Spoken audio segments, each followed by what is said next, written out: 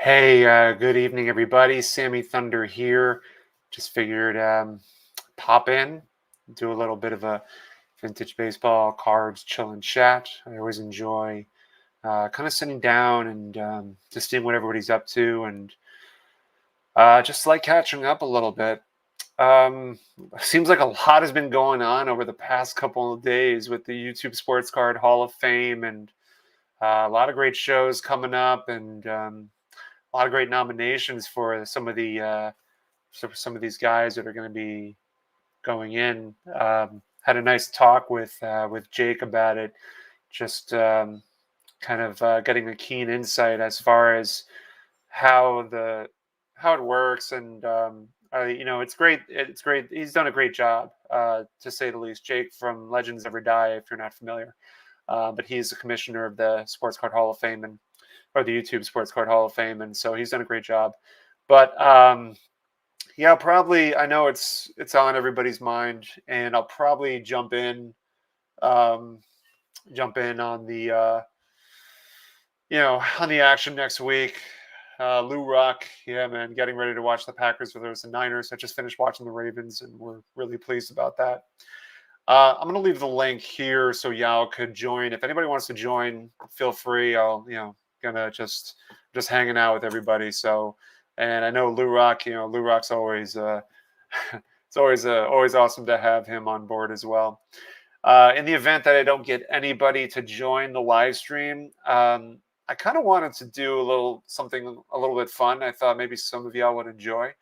I pulled up the winter extravaganza video I posted today, and I generally don't do dialogue during the videos at the shows. Like when I'm at when I record the tables and when I'm doing my video editing, I'm not generally doing a lot of just narration over the video. I kind of just let y'all see what's there and kind of just soak it all in. So that's.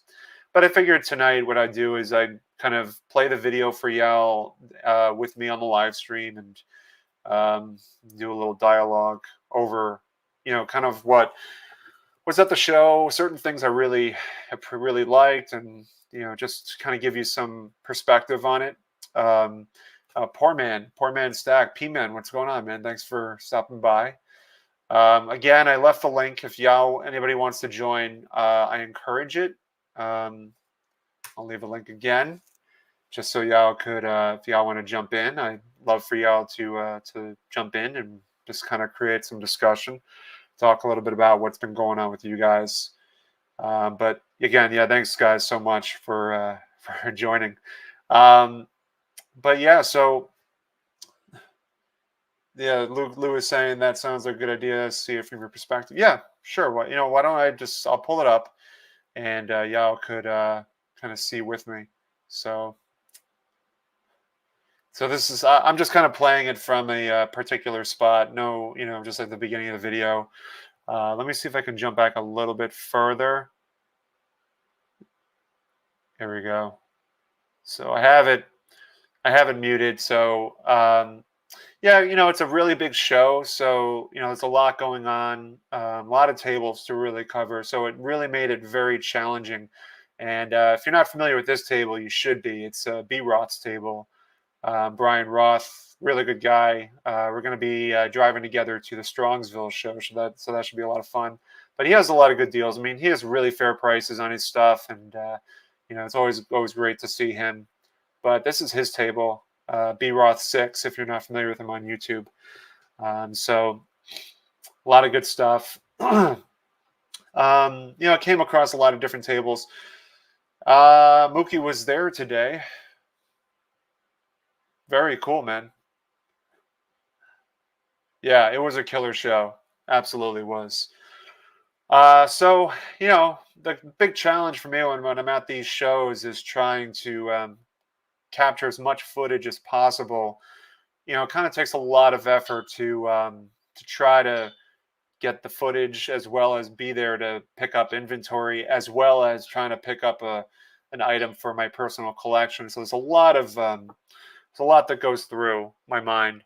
Um, a lot of great raw cards, as you can see, the 56 tops looking great here. Um, A lot of good stuff. It's kind of tough to really capture as much as possible, unfortunately. Just, trying to be steady with the camera when there's so many tables to go to, it creates quite a challenge. This was a really impressive. I mean, yeah, I'll know how I feel about Bill Russell, but there's a lot of opportunities to buy a Bill Russell card, low grade stuff too.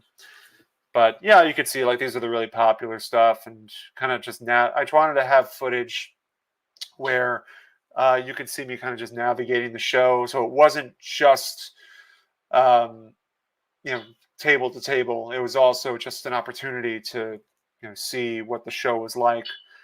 This was kind of cool. This table was full of autographs. I regrettably didn't film the Christy Mathewson check, but a lot of Babe Ruth autographs, as you can see.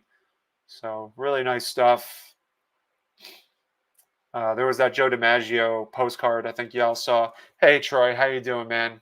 Great to have you, man. Thank you so much for popping in.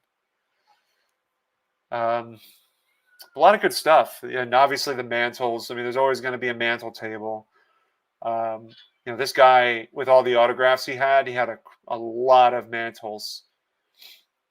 Just a huge display case full of them. So quite impressive. I always love seeing that. That's, to me, it's always like, it's always appealing. I mean, a mantle is arguably one of the greatest players of all time, but also one of the most collected players in the hobby. So not surprising to see so many of them here. One of my favorite tables. So this is Harry O'Reilly's table, and Harry always tries to aim his prices at market or slightly below. That's what he's, so he prices to sell. So he wants to move them. So a lot of good stuff on this table. This is more kind of like the raw higher end stuff. This mantle caught my eye, but it was marked up, and I just didn't want to get in and didn't want to pay for something like that. A lot of good graded stuff.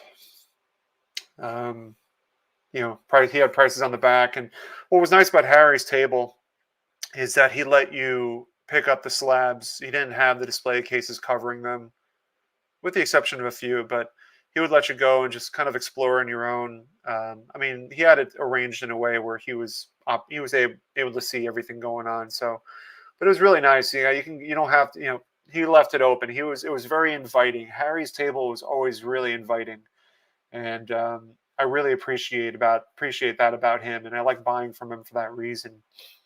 So you can go up and just kind of pick up a slab and say, look on the back and see what the price is, and they're always pretty reasonable. There's a lot of stuff here that I liked. I was trying to see if he had a 59 Koufax. I was trying to see if he would work with me on, and he was reasonable, but just not. I guess it just didn't happen. So, which no, not at all an issue. There's always another opportunity down the road, especially for that kind of card. But a lot of great stuff. He's a lot of just really ideal stuff. Really nice looking 65 Clemente there. But yeah, overall, just a solid array of great 50s and 60s and 70s. This is Howard's table. A few of my favorite things. Howard is great. I think a lot of the YouTubers go to him for the oddball stuff. For the kind of unusual stuff that you normally don't see every day. So, again, just a nice array of different pieces. Yeah, you kind of got trying to see where there was something that he had that I kind of like. It wasn't so much for me, but it would be like for someone like Theo or Lou Rock. He had some good Clemente stuff. I know those guys are big Clemente collectors. Yeah, Mookie's saying Howard has very competitive prices too. Great dealer. Yeah, Howard and I had a great conversation. I never got a chance to really get to know him too well, like some of the other guys have. But I feel like at this time we had a really great conversation early on in the show to, get to know one of each other a little better. Oh, there's that. Yeah, there's that Clemente, the dairy company. I was wondering if you guys had that. If Lou is still in here, that Willie Mays caught my eye. That was I can't remember where that came from. It's top super, but there was something special about that one. Gotta love a Mays Redmond. Such really cool stuff Howard has. I mean, he finds these items. I don't know. He says he finds them at shows, but I'm sure he finds them at at a variety of different places. This I don't know if this is still Howard. I think this is somebody else now. I don't know whose table this is, but nice collection of autographs. Again, nice combination of pre-war stuff. I just like to film it, get the variety, try to cover as much ground as possible.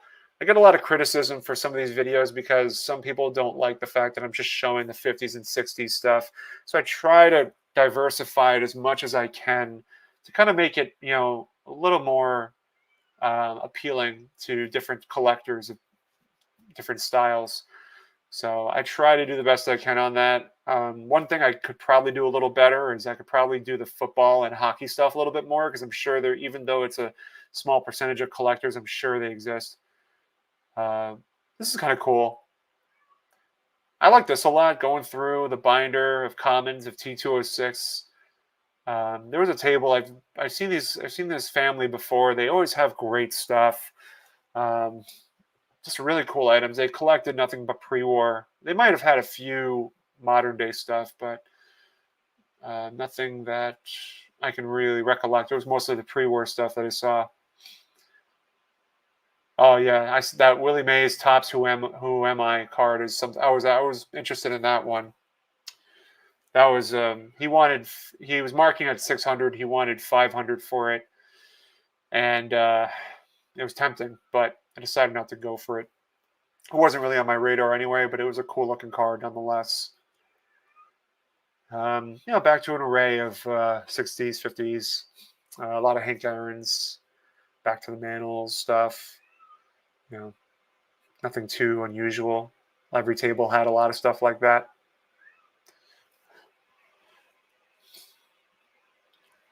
Dan's vintage baseball. Yeah, you're absolutely right. But his son, the one thing I noted about that table with the nothing but the pre-war, his son was wearing this really cool shirt.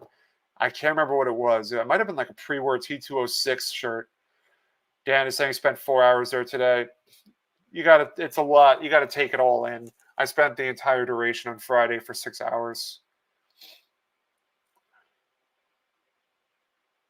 Yeah, this is the Mayos. Yeah, what's his name? Orlando was. I told Orlando about it, about the old Mayo cards. So again, tried to capture as much as I could the different styles of cards. This is kind of cool. The stand-ups, mint 9s and 8 mantle. That was pretty impressive. You don't see those too often. In that grade, I mean. So it was kind of cool to see that. Some more stand-ups. I love those stand-up cards. So unique. For those that were kind of mentioning, like, prices were really high and it's just exceedingly high. You have to, listen, there are going to be tables which are going to be, which will go higher than book value. If that's the case, then just kind of move on. But there were tables there that were there to make deals. So, that's why I kind of find it, I struggle to kind of understand why people just completely discredit the entire show for being just nothing but high prices, because I think there were tables there that were there to make deals, and I think maybe people are just maybe threatened by some of these price markings, are afraid to negotiate just to see where people are at, because you never know. I mean, there are dealers there that are ready to, they want to sell you stuff. I don't know about that 1175, but with the Koufax 9, but then again, I don't know. I'm not as familiar with that card. More stand-ups. There's an Ed Matthews. It cometh egg. Yes, there were a lot of beautiful cards there. I saw that too, Dan. That Lake to Lake Aaron. Yeah, that was really cool. Fire and Aaron collector. If that was Matt, I know Matt's a huge Aaron collector. He probably would have been all over that if he doesn't have it already. These are really cool. The original photographs, the William Jacob Ellis, these proofs, these cards were stunning. Really stunning pieces there. This was probably one of my favorite parts of the show, is seeing this stuff.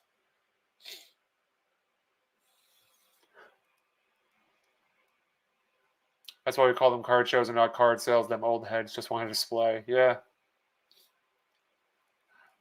Yeah, thinking of Matt too. So again, I was walking around, just kind of getting a glimpse of everything, seeing how things were going. It was hard to keep. I mean, I was wearing a chest mount, so it was kind of hard to keep everything steady. This table wasn't too bad. They had some good stuff there. I think prices were not too terrible. The condition of these cards were pretty nice. It's just, it's a weird hit or miss. Sometimes you'll find cards that are reasonably priced. Sometimes they're not. You just have to find your right niche. That's the way to do it. Some of these are really high priced, but some of them are not. So you pick your battles wherever you can. Yeah, steady camera. Do my best. It was troublesome. A lot to cover. There's a lot of ground to cover. 400 tables and a lot of vintage, but I did my best.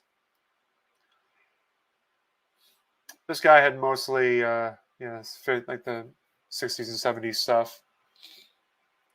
I'm gonna leave the link. I'm gonna leave the link here. If anybody wants to join, I mean, I do encourage it. So if anybody wants to join in, kind of have, I can stop this and we jump into something else.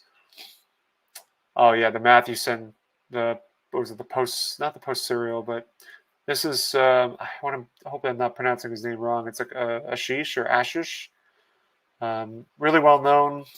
Goes to every show. Big dealer. Had a lot of great Matthewson stuff. Had a lot of great everything. He has that Stahlmeyer PSA 9, which is unheard of. The Willie Mays Stahlmeyer. Definitely take a lot of time to showcase that one in particular. There it is. What a stunning piece. Sold an auction for 90,000. Tells you everything. Rocket Brick, how you doing, man?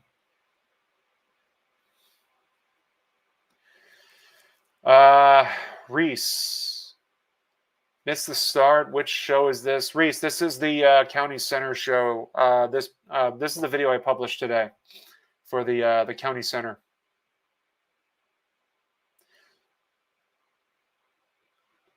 Yeah, Mookie, and I couldn't get near his table early in the day. Very busy. Yeah, he was just unbelievable display of stuff. Hey, Garrett. Doing a show tomorrow. Garfield. So he had a big table. I think Ashish took over a majority of the video. He had tables on tables, autographs. I mean, this guy just unreal. Genius in math. This is my first time here. I'm a little nervous. I have no need to be nervous, man. Are you talking about like here in the live stream, or I'm trying to gauge what you meant? But if you mean the live stream, don't be nervous. I mean, we're all comrades here. Not sure if you saw the Lefty Grove. I didn't see the Tattoo Orbig. I actually I don't even know what that is. That's pretty cool. You got to, I'm sure you'll post a video on it, Dan. Yeah, a lot of mantles. I think this is still Ashish. I mean, we've been talking now for a few minutes and nothing but, oh, he's got, yeah, we're coming near the end of it now. The Hires Root Beer tab, or the card without the tab. He told me about that card when I was looking for Maze stuff, but I'm happy with the. I did like the 7 stand up for 1,000. To me, it sounds like it's a good price. I haven't looked it up, so I don't know. And Dom seems to know about the. I'm not surprised. Dom is like an encyclopedia when it comes to rare vintage. Is it rare? I assume it is. Now we are at. Oh God, what's his store? Oh God, he has a. This guy, Rich, has a store in Jersey, and so I got to pass him on to. I got to pass Orlando on to Rich because he was looking at the 1895 Old Mayo stuff. So I'm sure he'll want to know. I bought the. Probably can't see it. Oh, I don't have it out right now. But I bought the. Rich sold me the 1951 Connie Mack All Stars of Christy Mathewson. This is the same dealer. A lot of great stuff, and Rich is really easy to work with, from my experience. Yes, thank you, Mookie. America's Pastime in Fairlawn. That's exactly it. Yeah, Rich's store is great. I been there a couple times, but I got to know Rich more. He doesn't. I mean, we don't know each other on a first name basis, but uh, I got a chance to talk to him a little bit at the show. Really nice guy. I'm sure the more deals we do, then it'll kick into gear. Um, we'll start to know each other a little bit more. This stuff, oddball stuff, some unusual items. Not, I wouldn't call them rare, but just some cool looking stuff. Obviously, the 70 baseball booklets, a lot of cool stuff. Oh, and I feel terrible, but I'm trying to remember. There was somebody recently who told me that he was looking for the coins. It's like amateur or coin. I think he was. My remembering names is terrible, and if I apologize. I know if you watch this, but I was thinking of you when those coins showed up. And again, if you're interested, I can pass along that as well. I'm just gonna, I'm leaving the link again. Anybody wants to join the chill and chat, by all means, encourage the conversation. So, Orlando, what's up, man? He has arrived. Orlando, we passed by the 1895 Old Mayo cards. I'll pass you on to the dealer, Orlando. His name is Rich. Nice guy. I'm trying to remember what this table was. Again, if you're curious about the jitteriness of the camera, it was a chest mounted camera. I was doing the best that I could to keep it steady for everybody, but it was a lot going on, so it was a little bit tough. I'm just trying to see where I'm at on this video. Okay, there's a little bit more time. Oh, we are at stands. Thank you, Dan. Adam, what's going on, man? Thank you so much for coming by. It's always a pleasure to see you, man. Mookie Chilson, of course. Yes, we're at the 2,000 subscriber mark. Yeah. Stan has Stan's stuff is just flooded. He has so much stuff. So much stuff. A lot going on here. It's hard to capture everything that Stan has. He's another big time dealer. He's always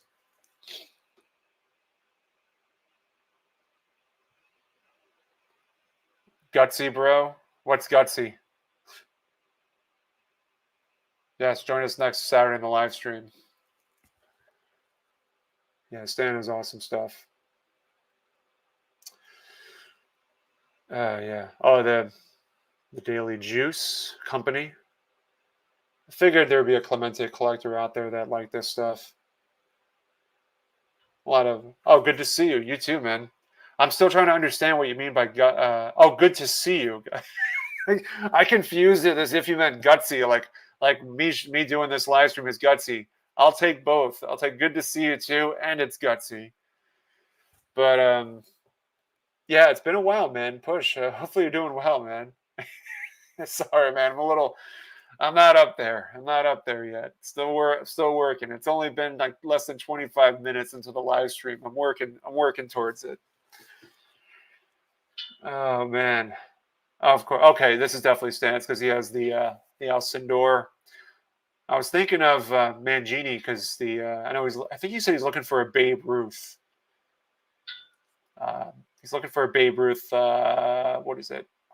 The 51 Connie Mack. Who are we at now? Fill me in, guys. Help me out. If you recognize the table display, I think this is, I forgot who it is. But as you can tell, wide variety of vintage stuff. A lot going on. See those Hires root beer cards in the corner there. I caught that. Oh, this is still Stan. This is still Stan. Okay. And we this is about where we finished because it's a 60% off bin there. And he has all the books. So good stuff all around. So I'm going to stop it there. Really cool. I mean, just, it's a lot to soak in. And really good experience. I love going to those shows to replenish inventory and to also pick up some new items. And if you haven't seen it yet, let me open up the display because I put it in already.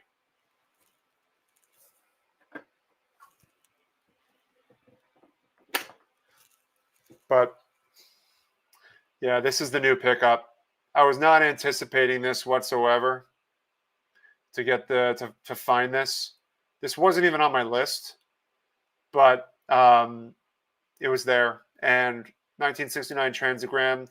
I looked at the pop report today, and there's only 3 or 2 at the time, and now probably there'll be 3 because I'm guessing this one has not been updated yet. So this must be. I think this is fairly new.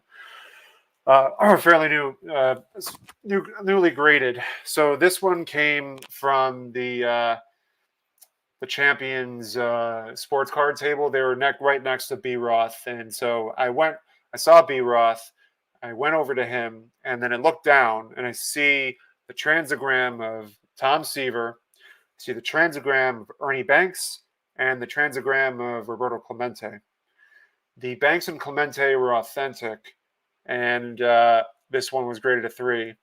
And y'all know how I feel about Seaver, man. Seaver is my guy. So, it's kind of fitting. It's kind of nice. It would have been kind of cool if it wasn't the same photo from this 69 card, but that's okay.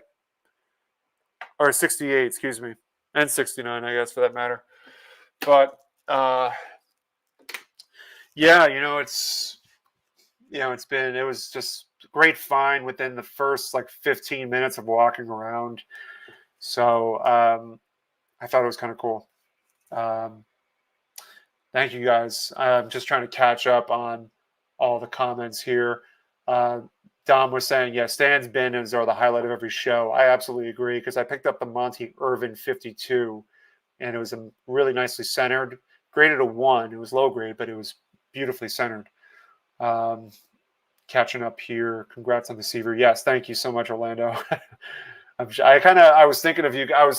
You were inspiring me on that because of the fact that when we had the conversation on For Collectors about finding something at a show that you don't see often and jumping on the opportunity instead of saying let me walk around and think about it.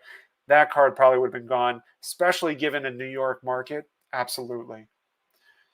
Dan, thank you so much. A gorgeous 3. I thought the same thing. The centering on it was great. And Dom, yeah, they are very tough. So the Nolan Ryan is my next task, which is going to be really difficult. It looked undergraded, but there was wrinkles across the top. So I think that's why they brought it down. But I don't care about that as much. I mean, we all know those transagrams where they're a place on the back of the box. I mean, trying to cut that out, I mean, impossible unless you flatten the box. Zach was trying to figure out what that was. Very cool. Yeah, thank you. Thanks a lot, Push. It was my heart stopped when I saw it, so it was really cool.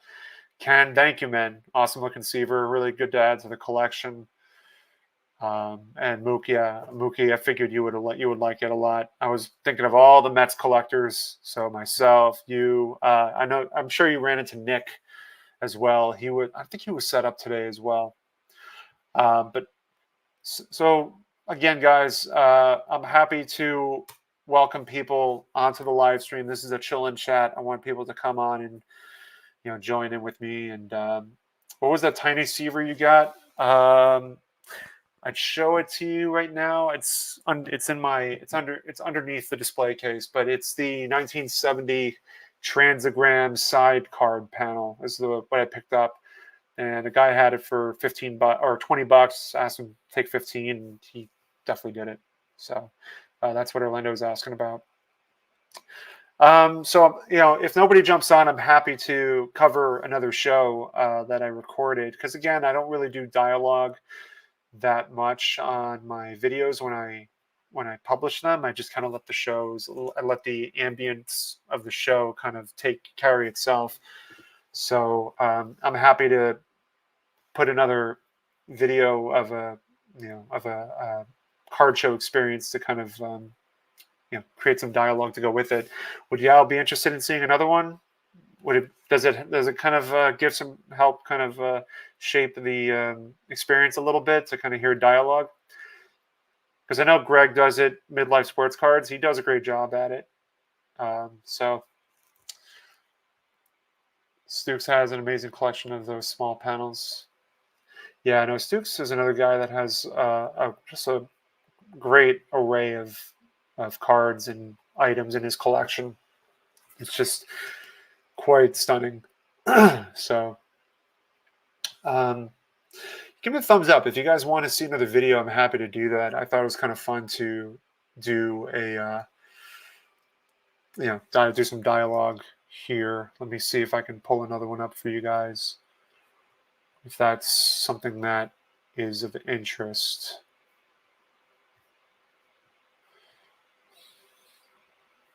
There's some shows I really liked, some older ones that I haven't been to in a while.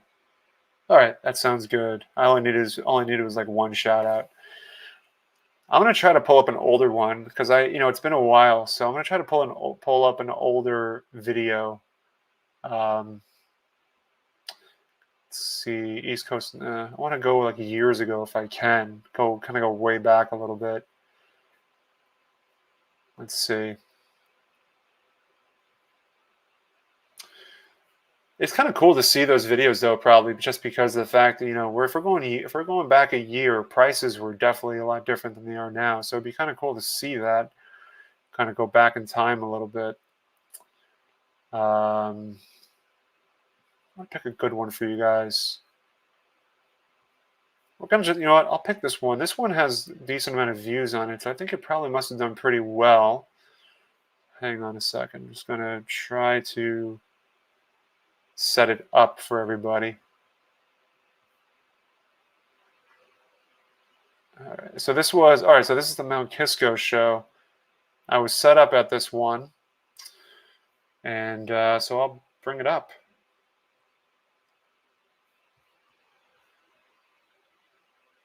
So this one, I'm trying to remember the date. I didn't get a good look at it, but definitely last year because I was set up at this one. So let's go with it. Smaller show, smaller environment. The lighting wasn't great, unfortunately. But let me like these prices. 25 for a maze. I mean, look at these. These are great prices on some of this stuff.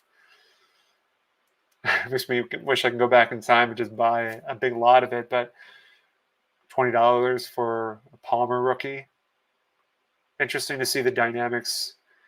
85 for the Ryan, 50 for the Mays. That's probably, that's a little bit above probably what they're going for now, but 20 for a Munson, pretty solid prices. All right, yeah, Orlando, if you want to join in, let me put the link out again. So yeah, walking around. This was Harry's table, I think. This is the first show I met Harry at. Harry Kolb. I bought some Mathewson stuff from him. my holy. At the time, it was my holy grail card. It's still. I mean, who's going to say no to Bill Russell rookie his rookie card? I sure couldn't. Yeah, he has a lot of good stuff, Harry. Harry's only built his inventory up. Quite striking stuff. And Orlando is going to be joining me in a second, it looks like. So I'm just going to give him a minute to set up. But yeah, Harry's table. Orlando, give me the thumbs up when you're ready. I'll add you. Perfect.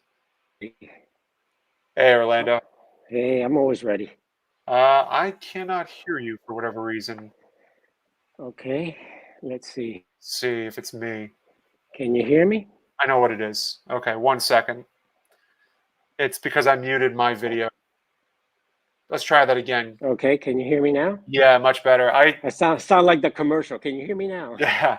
No, I just forgot that I muted my the card show video, but I just didn't mute. I muted my entire computer as well. But let me, you know what? I'll stop this for right now since you joined. Yeah, I just I missed the beginning. I was just had dinner. I was taking a shower, and I figured, I saw you on there, and I figured I'd join. Yeah, absolutely. How was that card show opening? Oh, it was great. There were complaints from the shopping center that there was too many people. The line went all the way around, and I mean, it was just there was no parking. It was incredible. They were only letting 20 people in at a time. Yeah. And I was there for 2 hours. And when I got there, finally, the guys at the end of the line, that's when they were finally getting in. And there was still a line of, I guess, another 30, 40 people there waiting. And what I really liked about the show is of the shop, a lot of kids, parents and kids were all there. And that was the best part about it. Because, if I took a picture, I mean, I was live. So I went all down the line and I showed the entire line of people waiting. And I think almost every one of the adults had a child there. So that was really nice. It's encouraging. And it was super. I was very, very impressed. I didn't think there were going to be that many people. Yeah. And I got there it was going to open at 10 o'clock. So I got there at 10 o'clock. And by the time I got there, I could barely find parking, and the line was already long. I mean, it was just crazy. But I was able to get in because, the owners and all that know me. So I kind of talked to the security guy and kind of snuck in there and took a lot of video, was able to talk to them a little bit. They were so busy. It was just crazy. They were giving away a free pack to everybody. They had this huge vending machine with packs. And it's what Jeff Wilson's going to have at his store. Because this guy, Mark, he went up to Atlanta and he helped Jeff Wilson kind of do the setup of his store, because he has vertical displays of cards, up against the wall, similar to what, kind of a smaller version of what Jeff Wilson is doing. Mm-hmm. And it was really, really interesting. And just to watch everybody come in, try to use that machine, try to get the card by the cards, something new. It was, they give you like a code, and then you go in and you put the code, you pick whatever sport you want, and then it just tells you, okay, if you want football, these are all the football packs that are in the machine, and you pick it and go from there. So it was a pretty nice experience. I think it was just I don't think they expected as many people, and they were pretty overwhelmed from what I could see. Did based on I saw towards the end of the live stream, when you walked inside the shop, I mean, it was flooded with people. Did it seem like, was there any vintage, or was it pretty much a modern store? Pretty much modern store. They don't have too much vintage. I mean, they may have as much vintage as you have behind you right there. That's about it. That's the problem. I've been talking to the owner about that, but they do sell a lot of wax and all of that. That's what they're big on, and breaking and that kind of stuff, and Pokemon. So they're kind of more involved in that arena, even though the owner does like vintage, but he just says it's really tough to get some nice vintage for his store. So I didn't show this in the video yet, in the video from the card show yesterday. But at one point there was a guy with his father, like a older father and grown up son. They walked up to like where Brian B. Roth was set up, Yeah. and they brought in the actual wax box. It's been, I mean, packs have been ripped and everything, but the actual wax box of a Topps 1969 basketball, and it had from what I understood, it was two complete sets of cards, all raw, and, Wow. and the entire ruler set in there. Oh man. And so, there's a couple of guys. There's a couple of guys who came up to me and they're like, we saw you drooling over that." And I said, "Yeah." I was watching from afar, and then I got closer because I just wanted to. Because I've never seen the box up close. No, me either. I've never seen it in person, and so for this guy to have it, and it's not like this guy bought it from anybody or recently. This is like this guy's had it probably in his house for, I don't know, 50 plus years at this point, 60 plus years.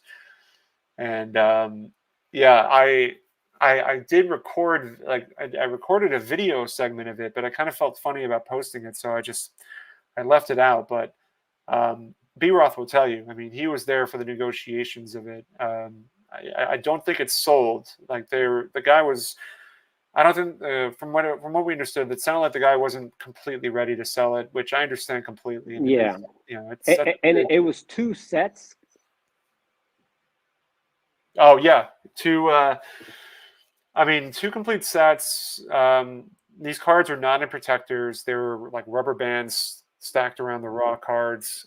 Again, in the box. Yeah. Again, this is a guy. I mean, you understand this. You've probably seen this so many times over. I've seen that. Yeah, where like you have these old school collectors that they hold on to their collections the way they found it, and I mean, they're gonna they're gonna learn by going to these shows. They say they're gonna learn from other people. They're gonna say, okay, you need to buy like a pack of 200 card savers or top loaders, whatever you need to do, and let's get these protected. Yeah. But yeah, that was quite. I was kind of standing around to see. I was just so curious if it was going to sell, but it sounds like it didn't happen. So yeah, I've seen that in the past, and I think one of the biggest things that I've seen was I saw some guy bring in an entire shoebox full. I mean, just full of 49 leaf cards.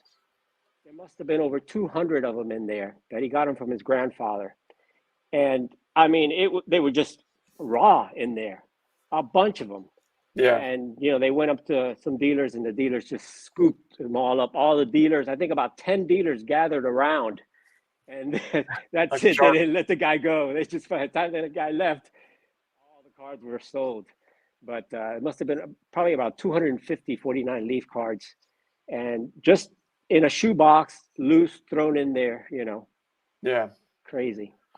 It's always, I don't know why, but those sort of finds are always really they're so interesting to me because we're so used to, it's so rare to run into people that have cards in boxes like that these days. It seems like everybody is hyper aware of what they have. Yes. And I'm not saying like these guys don't, but they clearly, they value their cards not on a monetary level, but more so on a very on a collectible level. But let's see if I can get some of the chat here. I can't read the chat. Yes, Sensei Domino, who's I think a fairly new subscriber. He's been around for a little bit. That Sensei's been around for a while. Yeah.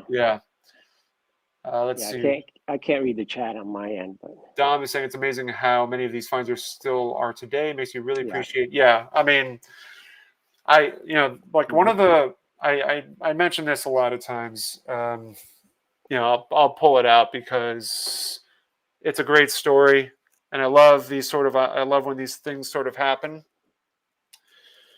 That was. I thought that was at least a 7 when I saw it raw.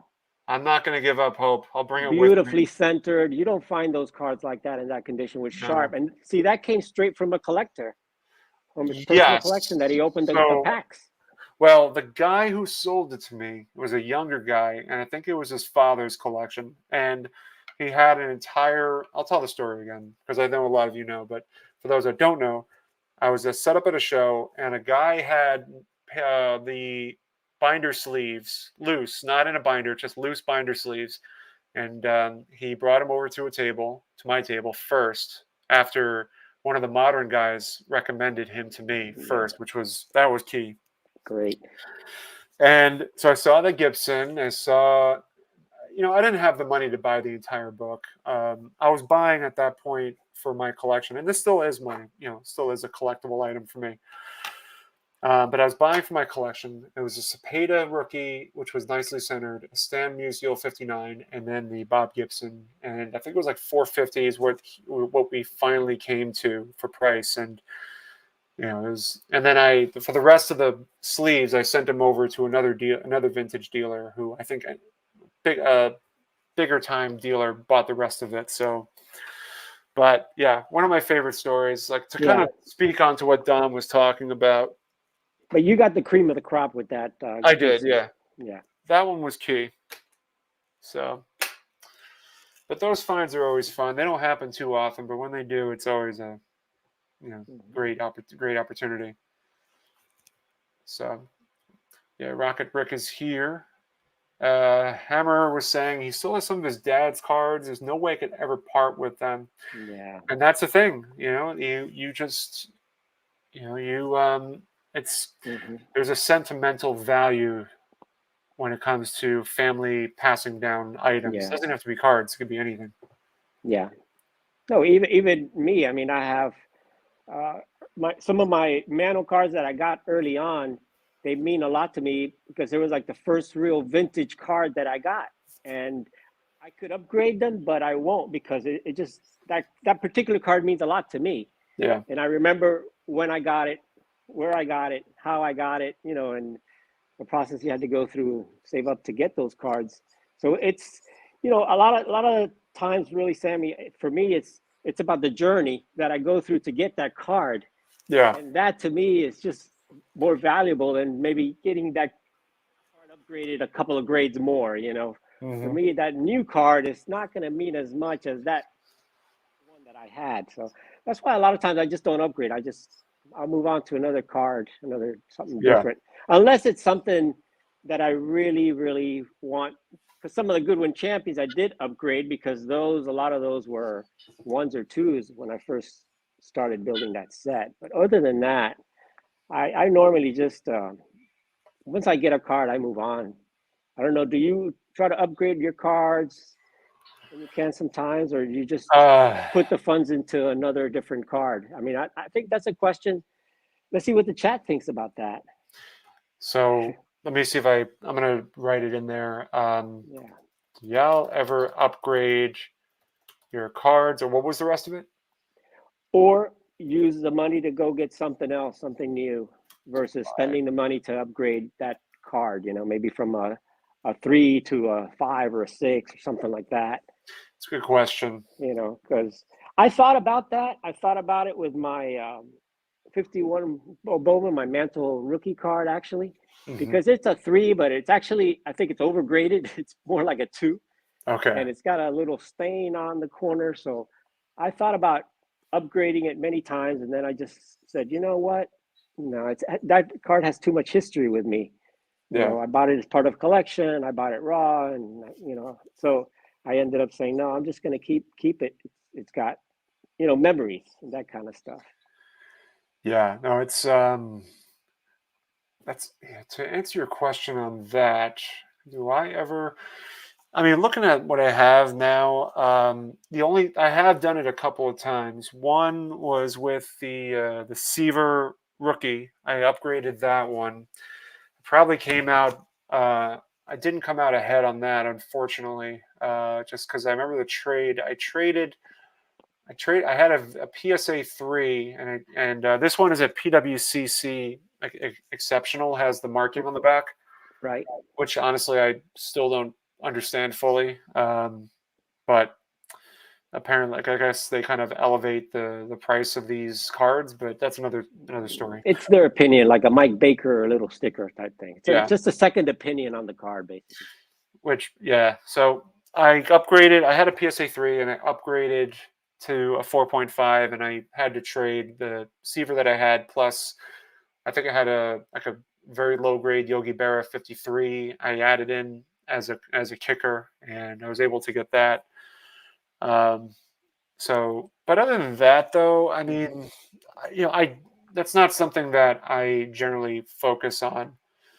Um, Unless Yeah. miraculously I get an amazing deal on something. But yeah, I kind of just Yeah. focus my attention on cards that I'm trying to find because New stuff for your collection. Yeah. yeah, I mean, the only reason I did it really was for my Goodwin Champions, because it was on the registry, and I just wanted to bump it up and build up my registry. So, and that happens a lot because a lot of people that are on the PSA registry, that's where they want to, upgrade and upgrade and upgrade. But I just got to a point that I want to see more variety and other stuff instead of just the same card and just a yeah, little better condition, that's I think that's you hit on a key thing, I guess, with set registry. Or just registering the card. I don't know if there's a competition involved to it, but Yeah, there is. yeah, I try. I mean, it's not something I've ever really delved into. Yeah. But let's see. So Mookie says that he has a hard time buying a card that he knows he will want to upgrade. Once it's home, it stays with me. Yeah, I'm Yeah. kind of with him on that. I'm with him on that too. That's kind of how I feel. Dom says, I always try to spend my money on cards I don't have as opposed to slabbing or upgrading, but I have run into a few no-brainer upgrades. Yeah, and that happens. Oh yeah, for sure. Yeah, yeah. If you Like find something real cheap, it's a great deal. Yeah, why not? Hammer says that if a card speaks, I usually listen. If I don't, I let it go. Wise Yeah, words, very yeah, very full of wisdom. yeah. Hammer's great with that. Yeah, Sensei says I'd prefer to get something new as opposed to upgrading most of the time. I'm sure there are a yeah, handful I would like to upgrade. I yeah, guess it yeah, depends. I mean, every collector's different. If you're, yeah, it's all like if you're a set builder and you have a really off-center card, then sure, that makes a lot of sense. yeah, Push, I do upgrade sometimes, but usually I put money to something else. yeah. Seems to be the consensus. And Rick says that he upgraded a few of his mantles this past year, but now he's focusing on a low-grade Cobb T206. I want to speak on that. I've really Okay. so. All right, so there's a lot of there's a lot of variation, a lot of options for Ty Cobb, but why is it like these cards, the Ty Cobb cards are pretty readily available that I've seen, but yet they demand such high prices, Yeah. even at a low grade. I mean, we're talking, I don't know, like I'm guessing like 3,000, $2,000 to $3,000 for like Minimum, two. minimum for a one. Yeah. But what is it about that? I mean, like it's not like it's not like it's a challenge. Is it the same? Is No. it the same story as like a 52 mantle and how just like the aura around the card? Yeah. I think the aura is around the T206 set, because really, if you look at the three top sets in all of baseball cards, is the T206, the 33 Gaudi, and the 52 Tops. And that T206 set is very collectible. It's very collected. It's a widely accessible set. I mean, I think there were over 250,000 graded T206 cards just in the PSA registry alone. I'm gonna pull it But up. it's check it out and see if I'm about right there. But there are probably more. But No, I mean I'm just curious now. I'm check it gonna out. pull up. I want to know. I want to know for sure. So there's just so much of it out there. It's so popular. It's one of those Yeah, things that people see the Cobbs, and that's the Cobb they want, and they don't realize there's a lot other Cobbs that are rarer and are just as nice, or some are even nicer. And I went a different route because I wanted to pick up a Cobb card, and I did. I have two Cobb cards. I have the T205 with the gold border, and mine is just an authentic, because it's got a little haircut on the top there. But for the price, and it was a lot cheaper, and the it's a lot less of those available than the T206. What is the? Did you check it out and see what the top So is? I did just the Piedmont. I didn't do anything too special, Okay, but yeah, let's go with the let me Piedmont let me alone let me bring it up. because you got the Piedmont and the Sweet. Those are the two main ones. Yeah, let's So check that out. Oh, SGC. Okay. so the Cobb there for the bat on shoulder, there's 228 total. Let me see if I can make this bigger actually. Can you do the PSA's got more as far as that on the registry than SGC? Yeah, PSA I can look up. Um, but yeah, 228, 315, still quite a bit.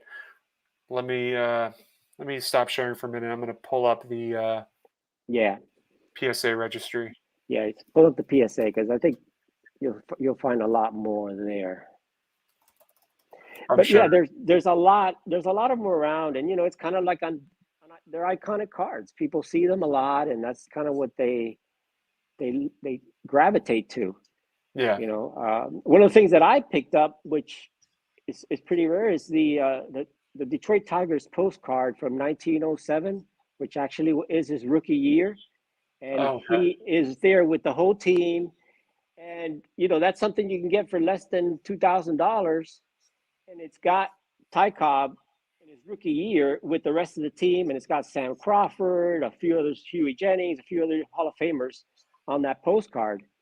And so I kind of went that route, and mine is a low grade because it's got writing in the back, and those that seen my channel know about that postcard.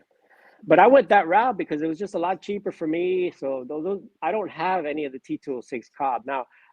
Do I want one? Yeah, sure. If I can get one at a good price, one that's I'm gonna go to Strongsville. I'll be there with Rick, and Rick, I'll help you look for your T206 Cobb because I'll be looking around too. If I find one there, I'll be bringing some stuff to trade, and Sammy will be there with us, so we'll see what we can see. I mean, I'm not, I'm kind of genie. There's a few things that I would like, but I'm not specifically focused on going and getting anything specific. It all depends what I can find, what I can trade for, and there he is, Rick, my roommate at Strongsville. Rick, thanks so much for joining us. I think this is the first time we've gotten a chance to interact over a live stream before, so it's a pleasure. Yeah, thanks, Sammy. Yeah. So yeah, you mentioned the Ty Cobb, and it's kind of, I mean, it's fitting that you and Orlando are going to be going. So, I mean, yeah, we can look out. I mean, there's probably going to be a wide variety of opportunities and options. So, you said you were looking for an authentic or one between 2 to 3. Oh, did we lose? Yeah, hold on. Okay. He'll come back. Yes. He's like me. Sometimes we're not too good with that. I'm still trying to pull up the chat, which I can't read. There's a way of doing it. Let me see if I can pull it. So it's more just people kind of saying hello to everybody. Hammer was saying he would love to go to Strongsville. Yeah. So we That'd have be great. Rick. I'm guessing this is Rick's audio, or is it video? There we go. You're back online. Okay. So yeah, I mean, I think the nice thing about what you're looking for, I guess, Rick, is that you're going to have a lot of variety and options with dealers at Strongsville. Given just I guess it's. I mean, I don't know. Have you been to the Strongsville show before, Rick? Can you hear us? I'm having a lot of feedback, and I'm not sure how to get rid of it. We can hear you. Are you able to hear? Yeah. You're able to hear I us? can hear you, but there's an echo. Do you have the live stream running as well right now? Say again, please. Do you have the live stream running on the background right now, or are you just on StreamYard?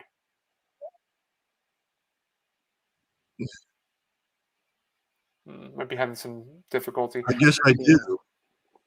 Yeah, because well, if you're running the YouTube video of the live stream as well as the StreamYard, then you'll probably have a delay. But if it's just the StreamYard you're running, then I'm not sure. Well, that's another problem altogether. No good. How's that? Yeah, we can hear you. We can hear you just Okay. fine. Okay. Yeah. That was the problem. Okay. Cool. But I want to ask this question again. First and foremost, is this your first time going to Strongsville, or have you been to it before? I went to Strongsville, not to the vintage show, but just to one of their regular shows, probably, I don't know, 4 or 5 years ago. And the highlight of it was I met George Shotgun Shuba. he was humping his book, and nice guy. Gosh, he must have been 90 or something at the time. But really a nice guy. Would you say that it was? I'm guessing it was a smaller show at that Yeah, point. Strongsville is it's up near Massillon, kind of just off the interstate on your way up to Cleveland, and the show's in a Holiday Inn, and it's not a swanky Holiday Inn; it's just a Holiday Inn. So it can't be a very big show because it's not a very big room.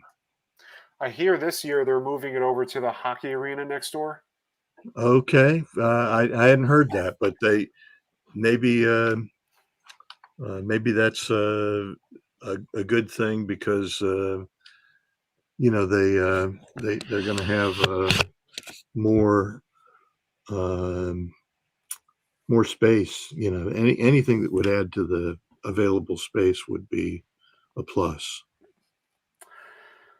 So to kind of go back to your wanting a Thai cob, do you Yeah. feel as though you've been there before, and I imagine this is going to be a little bit of a bigger turnout as far as dealers go.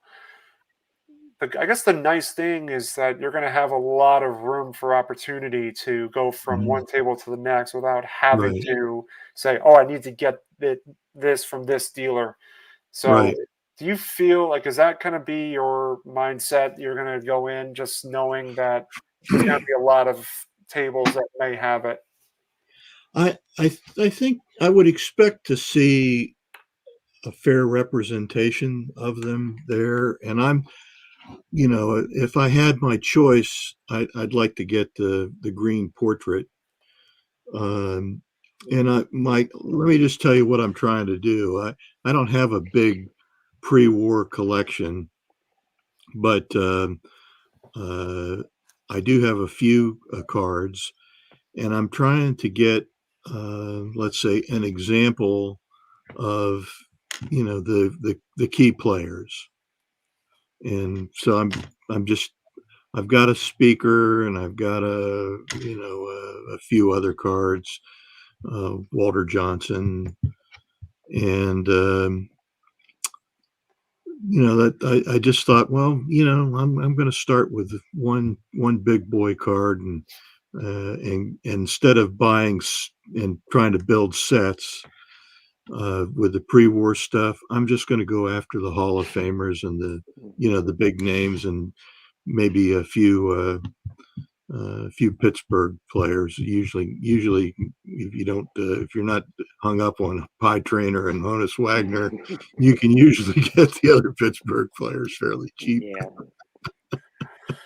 I like So that. that's my idea, That's subject to great. change. No, You it's know what? The good thing is that you're never too old to change. You're never old to evolve in this hobby, and Yeah. don't be afraid to change your ways of collecting because everybody will do it eventually. I mean, Rick, you've been Well, a set builder all your life, and really, yeah. you haven't really done too much with pre-war ever. Not really, because you're absolutely right, Orlando. I was just so focused on collecting Bowman and Topps cards for so long, and you know I remember seeing 33 Gaudy Ruths for sale for Yeah, $500 and $600 not long ago, um, and yeah. but now, of course, you can't touch No, you one can't for. afford it. But you're right. Before COVID, they were pretty relatively cheap. Yeah, Along well, with along with a lot of the oddball type stuff too that you see now Yeah. and going up. All of that was very inexpensive. I mean, look at the exhibit cards that Stooks collect. Yep. You could have picked those up for $5. Even mantles were super cheap at that time. I wish I would have Yeah. picked some of those up back then. But I think now collectors are looking more. We're spreading our wings. You know what I mean? I think people are looking at different options. And what I see with Sammy, more focused on a player collector and looking at that is more rare that you don't see at every show. Because after you go to a lot of shows, and I've talked about this too. Yeah, I've talked about this subject with Ryan of Breakout Cards. Ryan was doing that. He was buying 50s and 60s and 70s vintage. I think not this year, the year before that, he went to 52 different card shows, and he was doing a lot of that, buying and selling, and he kind of looked at a lot of stuff, and now he's evolved too, and he's looking at different things. And I think, through YouTube, we all have been able to look at what everybody else collects. And not that we want to influence other people, but I think sometimes it opens your eyes to what's available out there and what's something new that's actually old, Yep. And that kind of stuff really excites me because some of this stuff you don't see, like Mangini will show some rare stuff that you've never seen. And you think, there's so much beyond just the 50s and 60s and 70s tops and Bowman. And that's one thing that I just like to see people look at different things like that. That's my comment. Yeah. Hey, Chris. Good to see you guys. Hey, Chris. Looks like Rick just got off a date. I've never seen him this dressed up before. Well, I went. A friend went out with a friend to dinner, so normally I'm just hanging out here in my basement. So I'm with you. I understand. I'll tell you, Sammy. I've been to that East Coast National twice now, and that's a great place to go to a card show, I think. Yeah, that one is. They're very good. They've been doing these shows for many years at the County Center in White Plains, New York. Yep. And I mean, it's a great place. I remember going there as a kid and walking around and seeing all the 85 McGuire Olympic cards going for $200 and realizing I was a huge McGuire collector. I just wanted nothing but his Donruss 87 rated rookies. And it wasn't until obviously years and years and years later, a guy look at my binder and I see I had 3 of them. And I'm like, man, I felt like I was the coolest kid in the school, with 3 Donruss 87 McGuire rated rookies in the 90s. I mean, that was the time to have those rookies, Maddox, McGuire. I may even, if at Strongsville, just to kind of dip into the nostalgic aspect of me, I might just have to buy like $1. See if I could find a $1 McGuire 87. There's certain cards. Back in '87, I bought 12 of those 87 Mark McGuire cards for $1 a piece. It's incredible how full circle. I'm going to send my kids to college with that, Didn't work out. There's certain cards. There's certain cards from that area that you just have to have. The 84 Donruss Mattingly, the 86 Donruss Canseco. I mean, those are just classic cards from that era. And I think everyone needs to have that in their collection. Yeah, the Canseco, right? Yeah. So, guys, earlier I heard you guys were talking about Strongsville, and like Mookie said on his comment, you say Strongsville 3 times in a row, and I show up like I'm Beetlejuice. Yeah, I love it. But what I hope this year is I hope it doesn't lose the ambiance of what it was in that small hotel ballroom. I don't know if you guys talked about that, but they actually moved it across the street, across the parking lot to something that's called an arena. And I didn't see any huge buildings around there, but of course I was with Mike Canadian Cards and Scott and Don, and they drink a little bit, at least Mike and Don do.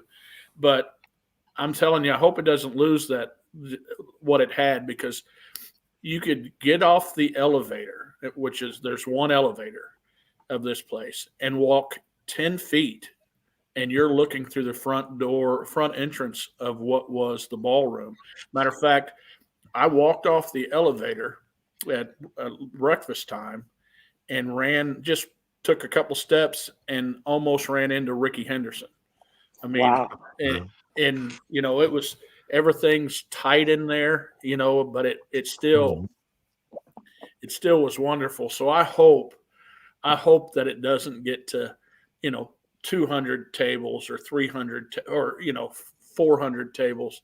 I just hope it keeps the same nostalgic old man show like it is right now. That's right. You like the smell of mothballs, huh? Yes, mothballs and Bengay in that. Yeah, just give me it's like the smell of the basement.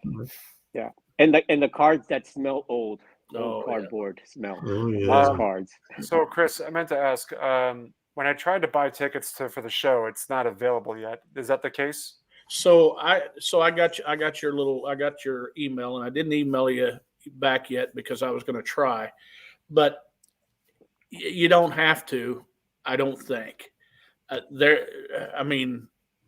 think you can get them early, but again, I have 1 year experience going to this show, but I showed up and there was a line, all 15 of us in the line. So the line went through really quick, and you had an option of a one-day band or all three, and then or the early entrance. Yeah. And it's not going to set you unless things change. It's not going to set you back much at all. I might have paid $15 for a 3-day thing. And matter of fact, I bought, for some reason, I think you could order them because I think my wife ordered them, but I didn't. For some reason, there was a mix-up, so I went ahead and bought mine, and then they gave me another. So I ended up giving one of those away to somebody that was coming through the door the next day. So it's not gonna set you back much. That's good. Yeah. Because B. Roth and I were trying to buy tickets, but it didn't generate. So let me see if I can pull it up now while I'm at Strongsville. Yeah, I haven't looked in several weeks, but it was not. They were not selling tickets a couple weeks ago. Yeah, I just thought we could just buy them there. Yeah, I think you can, but I don't know. Chris has got so many YouTubers going there. It might be just, it might have enough people that you could look at 200 tables. Well, I don't know where they'd put them. So I did a video yesterday or the day before that I read off like 21 or 22 people that were going, and I asked if you're going and you're on that list or not. If you're not on that list, let me know.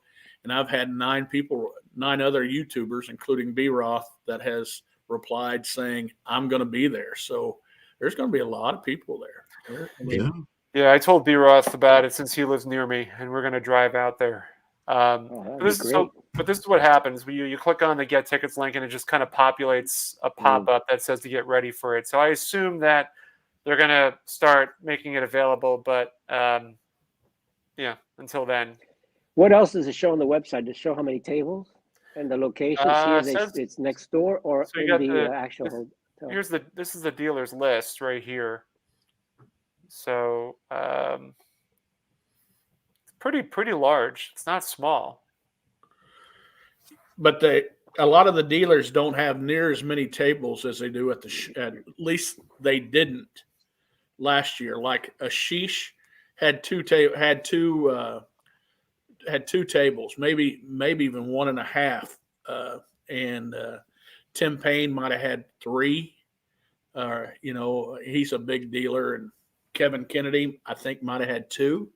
So, people, when you see them at the national or big shows that have 4 or 5 tables, Mike's friend Craig and Holly, they had 1 table, and that's it. And wow. And they got a ton of stuff. Yeah. So, at the national, what do they have? 10 tables. And, you know, it's just condensed, and it's condensed. So I'm sure, in cases like that, it's good to ask some of the dealers what else do they have that you don't see in the showcases, because a lot of times they'll have a lot of stuff in the back or under the table and boxes like that, because they're not going to be able to display everything. That's correct. Some of the best deals last year came from, hey, I would ask, do you have any mid-grade vintage that's already graded to the Hall of Famers? And the guy said, well, look through this box. And he almost didn't have a box left by the time a couple of us were done with it. Hey, Dre. Yeah, Dre's giving you a VIP pass for the entrance at the Kansas City. Dre has a really neat channel, Orlando. I think you would like it. What he does, and he gives a good shout out to mid Missouri stuff and maybe around Iowa. He'll go to shows, and he and his wife will just they'll talk to dealers, and then they'll just show showcases. And I love Chris. Yeah, I know him very well. Oh, okay. I haven't met him in person, but I got to tell you, we have chatted. I've got we actually texted today. Okay. So, Jay well, he bought me lunch. He bought me lunch in Kansas City, so I owe him one. His wife is the best editor ever. I need to hire her to edit my videos because she's incredible. She puts the music, does the stuff, and he's great doing interviews. I mean, that's the type of show footage that I really, really like. I wish I could do something a little fancier like he does, but yeah. She's a fireball. She does make him look good. He doesn't do hardly any of the work. She does it all, and he gets all the credit. So I'm trying to hook up with him. He's going to be in Orlando. He's going to be going to Disney in a couple of weeks. I'm hoping I can hook up with him and his wife there. Good deal. He's a great guy. Yeah. Yeah, so this is definitely Strongsville shows. Definitely look forward to it. I think it's at the Best Western. Is that where it's at this year? The Strongsville show, Holiday Inn, I think, right? It used to always everybody staying, I think, at the Best Western or whatever that is. But the show's across the street, of course. It's not. Yeah, because when you mentioned Holiday Inn, I'm like, I hope I booked the right hotel because I don't know. Rick is the one that booked our hotel, so I'm leaving it up to Rick. Y'all booked it at the Best Western, right? I don't know where he booked it. Hey, I got it, and I said, okay, great, I'm in. Yeah. So we'll see what Rick's got there. And the hotel is just right there. Best Western plus Strongsville, Cleveland. Okay. Yep. And 15471 Royalton Road. Is that what you have? Yes. I just want to make sure I didn't book some random Best Western that's miles away. There you go. There you go, man. There it is. There you go, Orlando. Just put your mind at ease. I never worried about it. Guys, I wish Mike Canadian Cards would get on here to talk about Best Western or Don Field of Dreams. It's funny, it had 4 floors to this Best Western, but you had to push a certain combination to get to Don's floor. Stephen Bill's on here. He'll tell you the same thing. There was somebody that got stuck in an elevator, and then when there was late in that evening, we'd get on the elevator, and it wasn't all the way up to the door. You'd have to step up to the door. I mean, it was funny. It was funny. That's crazy. Quite an experience. Yeah. I think Rick froze. There he is. Are you okay? Let's see. Just started watching. What's the chat saying there?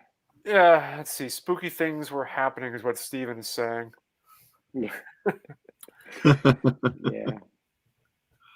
He roomed with Mike Canadian Cards, so I don't know exactly what he's talking about, but the elevator was spooky as well. So yeah. I think I'll just take the stairs. Probably better if we don't know. We'll see if there's any ghost in our room there, Rick. Yeah, no, it's not for me. Oh, man. Ray is one person that I figured I would have bumped into by now, but yeah, I went to 2 Philly shows and I did not run into him. It's I feel like it's I imagine he was there, but maybe he was there Sunday. I don't know. Ray's here, so he'll mention it in the chat, I'm sure. Yeah. The one thing I'm nervous about with Strongsville is going in with the money that I've built up from the shows that I've sold at and just spend it all in one day. Mhm. You know, if you find the right card or you I find the know. right stuff, you know, all I say is be ready. You know, I mean, Yeah. I'm not going in there looking to spend a lot of money, but you know, you just never know. Just never know. If I could find that Coca-Cola Take tips card. Yeah, take some trade bait. You know, that's always a good thing. Take some stuff there that you know you don't really love. I mean, you know, look what Rick did. Rick traded his Jordan 86 Jordan, and he ended up getting a Satchel Paige. Which one? 49 Wow. Bowman. Wow. Beautiful card. Beautiful. And he got the Jordan from PAX back then, right? I actually, you know, About the set. I bought it from the guy that now rents a house that we own, and he sold me I think the Jordan rookie the next year card, a 64 Jim Brown, and a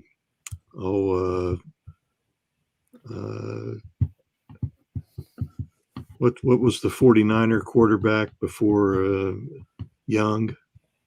I can't Montana. think of it. Montana Oh, I rookie. think it was Marino. I knew it wasn't that. And so I got like four, maybe there, and I think maybe there might have been another one. But oh yeah, there was another Jim Brown card too, and not a base card, but a second card in a set. So there were 5 cards altogether. He charged. I paid him $700, and I got the Jordan graded at the National because I talked to this guy that I made the trade with, and it came back a 7. So you know, it was a pretty good deal. Yeah, that was great. As it turned out. Yeah. So he used that to trade for the other one because the 7 Jordan rookie is quite a bit of money. Yeah, without a doubt. Well, but you know, it was an easy thing for me to do because I didn't really care about the Jordan. Exactly, and that's why I was talking about. Find some cards that maybe you're not really care about that much, and just take them just in case. I mean, you don't have to give them away, but if you find a deal that you really want and some maybe you could trade, I always try to offer them trade first before I make a cash offer. I always ask them, you know. That's what I just said. Would you be interested in a trade? And he said, well, you know, what do you got? You know, and I said, well, I got this Jordan rookie. And he said, yeah. He said, I'd be interested in that. And I said, I was thinking about having it graded. He said, well, why don't you do that and then come back and we'll see what we can do. Well, I was hoping it would come back an 8 so I could just trade him even up, you know. Yeah. But I had to put a little cash with it since it. But yeah, he took it right to PSA at the National and got it graded. I remember when you were waiting to get it. And was PSA doing turnarounds the same day? Yeah. Actually, I didn't get it the same day. It was the next day, I think it was. But it was the next day, and it kind of annoyed me because you know, they had promised it, but I think they were just overwhelmed there. That's kind of the way it looked to me. Yeah. Gotcha. So Jason asked in the comments about how much vintage there is compared, you know, how much vintage is there. And I'm here to tell you, and Scott Reindeer Studio and Mike and Four Leaf, I think they'll all agree that it's probably 98% vintage. And I'm not kidding. I really only remember seeing one table that had mainly new football stuff. The rest of them, and the other thing, and I don't know if this is a good thing or not, and maybe it is. It's like having a couple kids and you're married and you're young and you go on vacation with the kids and you're doing they're running you ragged to this park and this park, and then you finally talk your mother and father-in-law into watching them about a month later, and you go on vacation with your wife by yourself, and it's like, you know. There was very little Zion cases there going around, and I'm here to say I'm going to say no that I can remember, but there also wasn't any kids around. No younger, Yeah. no younger kids, and I'm talking 15 or younger. There might have been one or two with their dads holding their hand, but none of that. None of the card savvy kids going around, and I love seeing kids at shows. So I don't get me there, but every once in a while, like it was kind of a, I don't know, just like I said about being on vacation with my wife by herself back in the day. It just kind of every once in a while, a nice relief not having to fight and look around these Zion cases. But Yeah. I don't like that all the time, but this is a good time for it.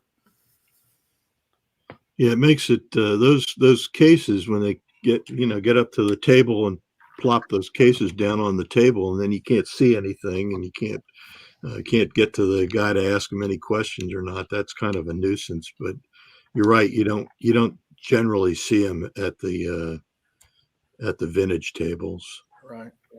And I think Orlando would agree with me on this. If you've gotten to know some dealers and make some deals ahead of time, because I'm friends with a few of them on Facebook, and they'll show, okay, I'm setting up at the Dallas show with these cards, or I'm setting up at Chantilly, and look and see look at their cases at those shows. And then when that show is over and it's about Strongsville time, message them and say, hey, do you still have such and such? Here's what I have to trade. And at the Strongsville show, I took 7 cards to trade up for, to turn them to trade for. They were SGC or different things, and I wanted the rookie Hall of Famers to be in PSA. And I traded up for 5 cards with Stan of Stan's Vintage Cards, and it didn't take us 10 minutes to make the trade. Yeah. And there was the Satchel Paige 49 Bowman involved. There was a Tom Seaver rookie involved. Richie Ashburn rookie, Larry. There were some big cards involved. Mm-hmm. Yeah. We were able to do that in no time because we almost had it. Of course, we both needed to see the cards personally. Sure. But we had a good idea, and it didn't take us any time at all. And Yeah. and if Well, those 49 Bowmans, they're just about all big cards, especially when you get to the high numbers. no Right. kidding. Right. I had to choke down a couple of those. You're paying $100 for somebody you maybe never heard of. Yeah, that's one of the things that kind of steered me away from the set collecting for so many years, because they just got to a point where I needed a lot of high numbers from some of the 50 sets, and those are just tough and expensive. And I'm like, why am I spending $100 on a common guy that really I'm not that interested in when I could just go ahead and get something better, something different, something new that I wanted. When you talk about that experience, I think of the 67 Red Sox card. Mike Shannon. A couple $100 now, maybe. And, it's a team card. Yeah. It's a red card that says Red Sox on it. Right. The team card. No, there's a lot of them. Yeah. Like Rick, and the 66 high numbers. I Yeah, built that set is impossible. Try to find the Grant Jackson rookie card in good condition. They are really expensive. Yeah.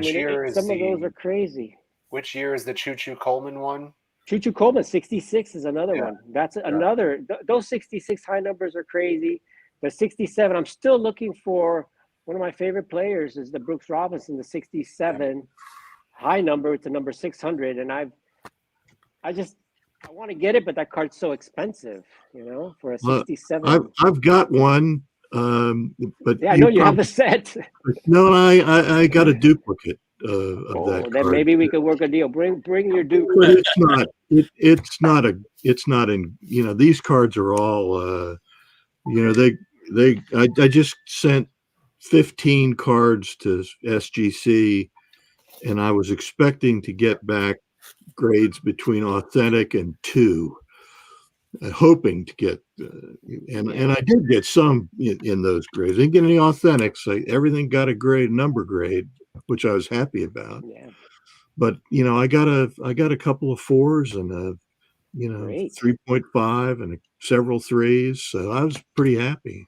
So Rick, I went to a card show with a new friend that watches YouTube. His name's Tom, and he got me hooked on trying to find a '64 Kurt Flood, and I'm trying to and I'm finding out the story a little bit. And there's a guy from about an hour from me that tried to corner the market on the 1964 Kurt Flood, and they did a story about him years ago in Baseball Collector Digest or something, and he had like 1,000 of them or 2,000. I mean, and has kind of made that card, kind of made it hard to get.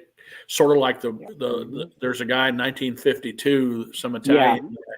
The 52 high number. I don't remember the name, but he has cornered the market on that card. Tony Barterome. Yes. Yeah. Yes, that's the one. That's it. Yeah. He was the pirate trainer, back in the 70s. Tony Barterome. Try to find that card, that high number card. Yeah. This guy bought them all up for years. Forever he's been buying them up. And how about John Berardino? You remember him? Yeah, that was the actor, right? Yeah, if you're a soap opera fan, he was the chief doctor on General Hospital. Yeah.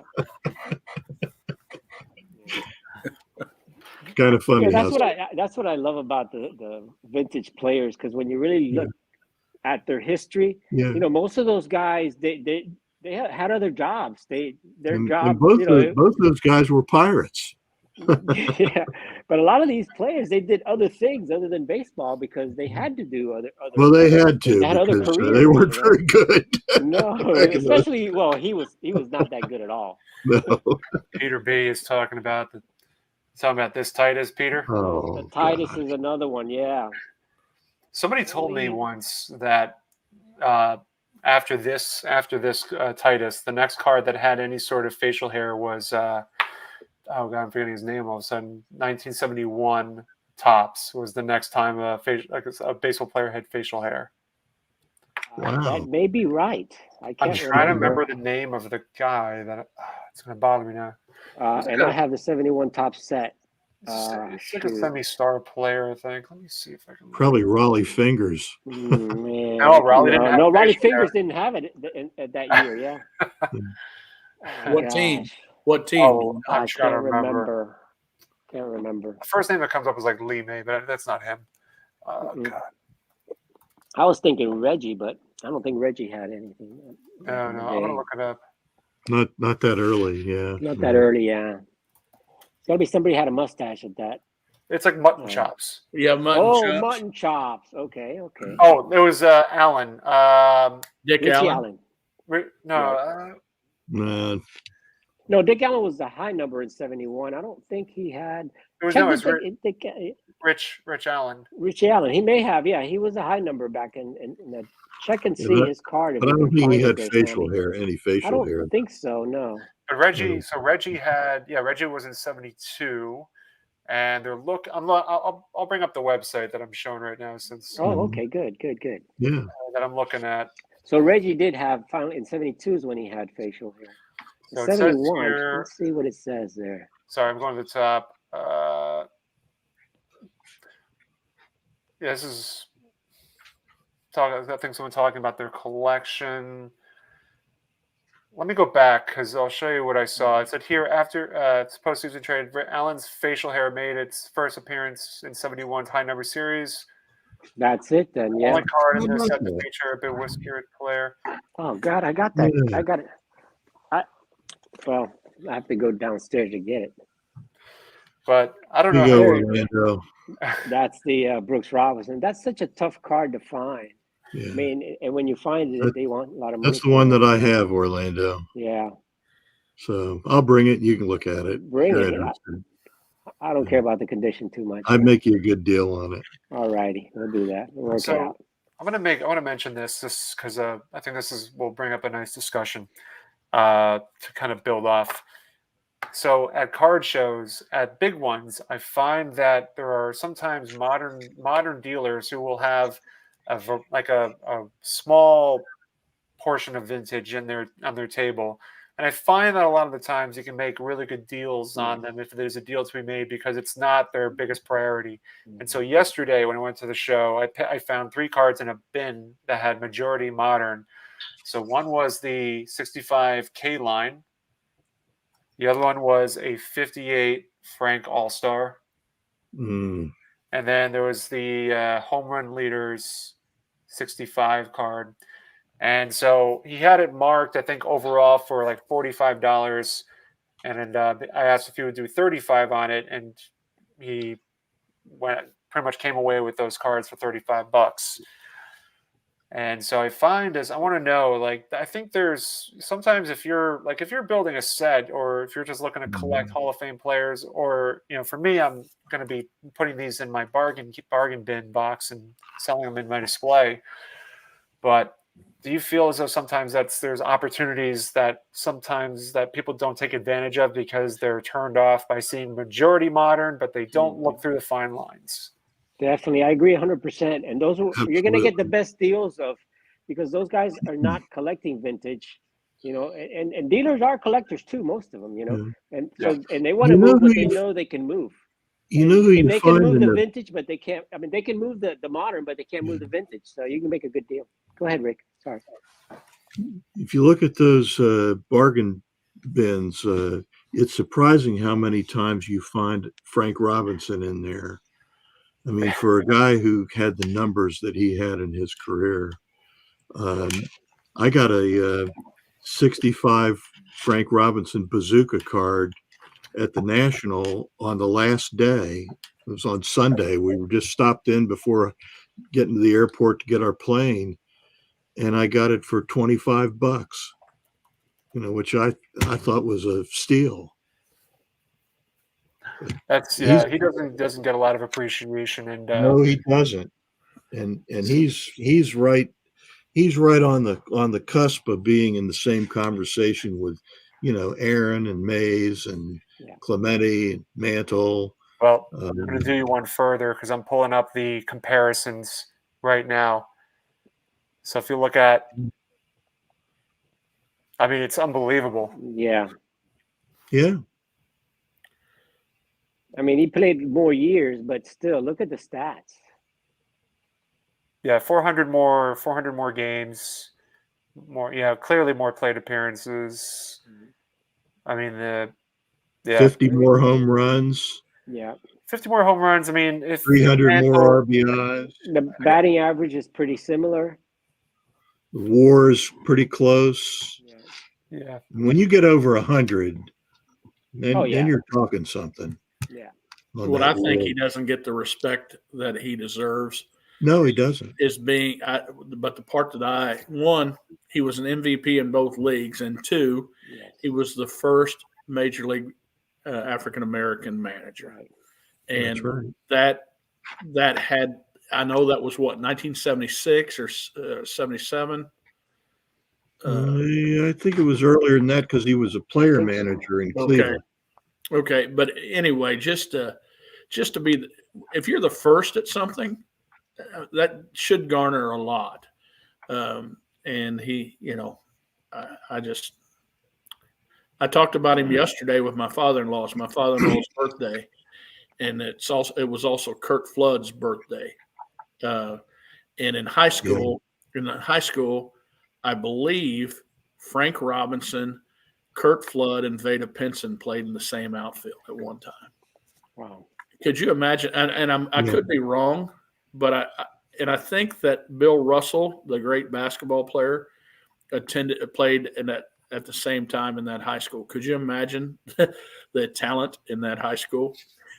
I mean, well, Robinson was from Oakland, and I think I'm not sure where Russell went to high school. Of course, he went to University of San Francisco college. Right. But yeah, I mean, that high school is known for some big time talent for sure. one of the things that you have to also look at is, he wasn't a very popular guy. He wasn't like the nicest player, like a Mantle or other players like that were very receptive. At least from what I saw him at a few card shows back in the day, and actually, got his autograph and all that. And he wasn't as friendly, I mean, I don't compare it to Brooks Robbins, who really spent time with everybody, who's the friendliest ever. But he was more of a serious guy, didn't smile a lot. He wasn't one of those, I think, type of personalities that people fall in love with, like a Brooks Robbins or Mickey Mantle. And I think that had a little bit of a drawback to his card prices. But ability-wise, I mean, come on, look at the stats. He's right up there with Mays, Aarons, and Mantle. He's right up there. The great philosopher Leo DeRocher once said, "Nice guys finish last."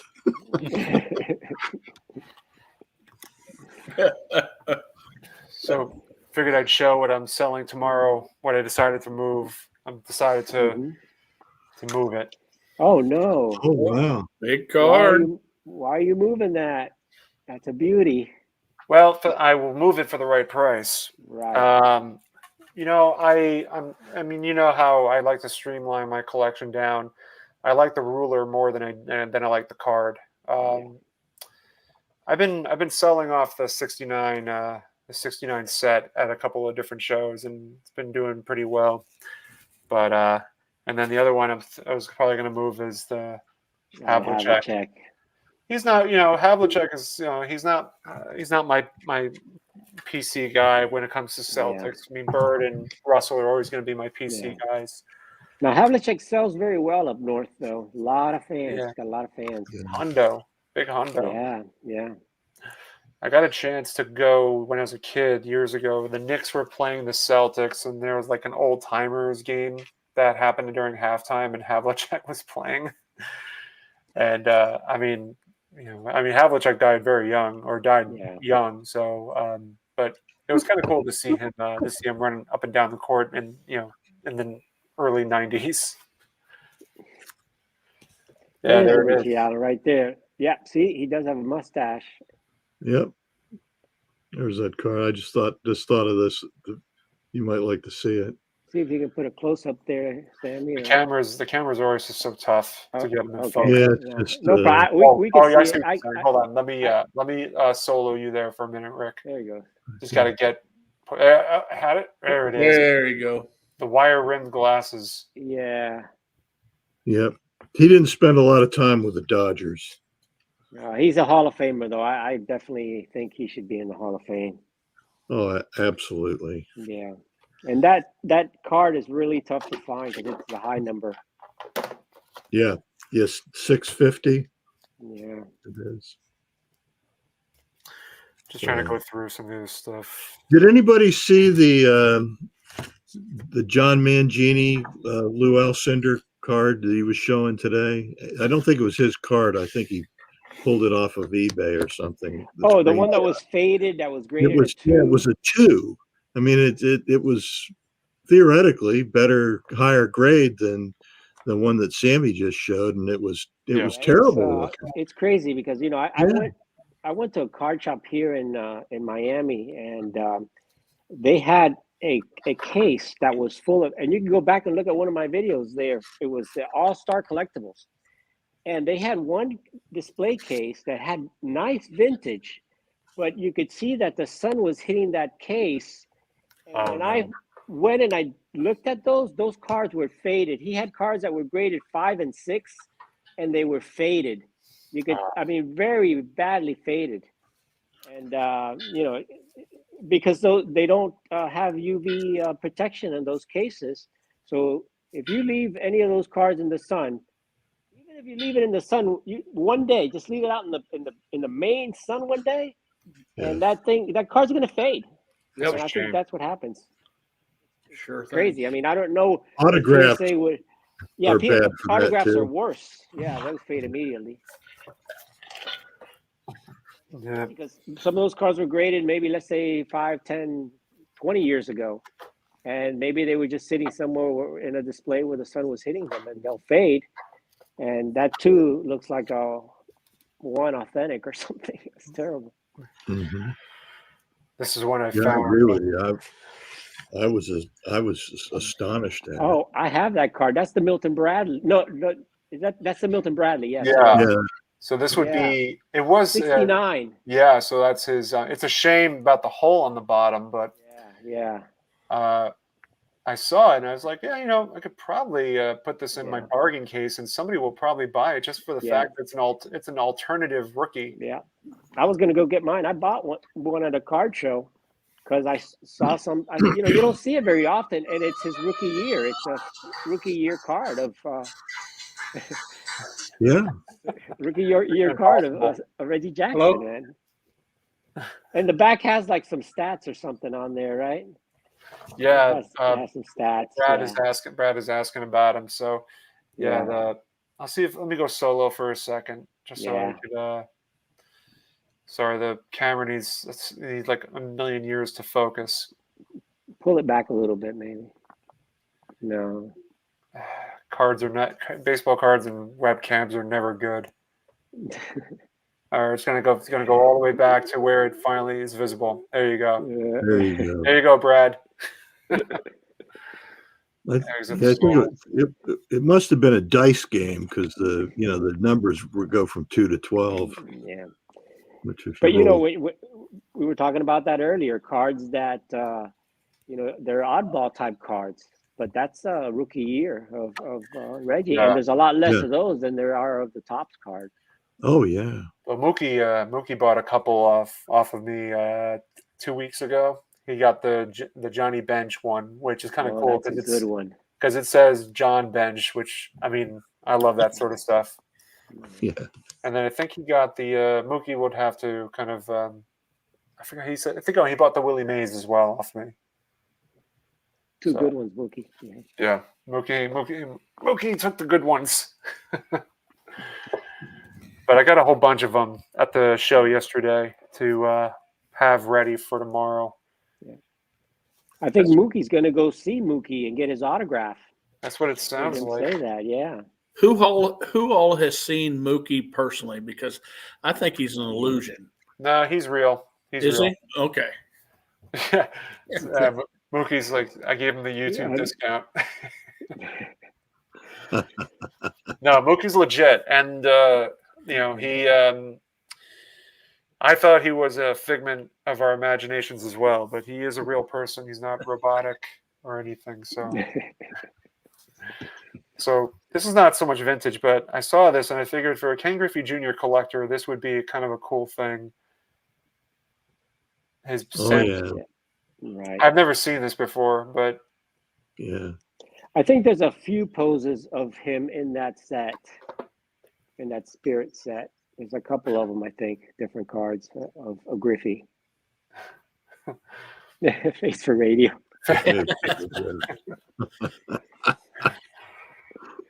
And Jason apparently has seen Mookie's hands. Yeah, I think we all have. Yep. So I thought Mookie was the one that did all of Scott Reindeer's drawings for him. Because I see the hands and just I think Scott. Somebody's doing those drawings. It's not Scott. I've met Scott. He surely doesn't have that kind of talent.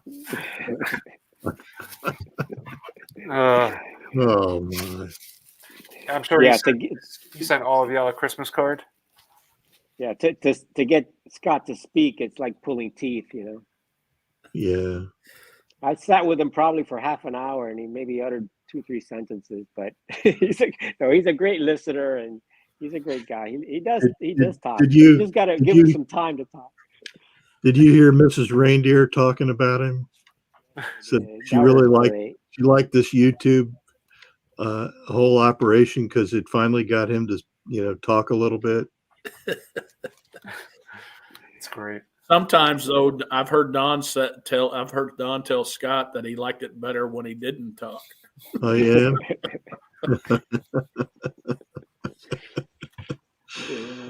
Yeah, those two. Oh yeah, it's one of those love-hate relationship. It's It's a tit for tat, that's for sure. Yeah. Oh yeah. yeah. But that's what makes this fun. That's what makes YouTube so much fun. Having friends like that, friends like you guys, and just Yeah. chit chatting and stuff like that.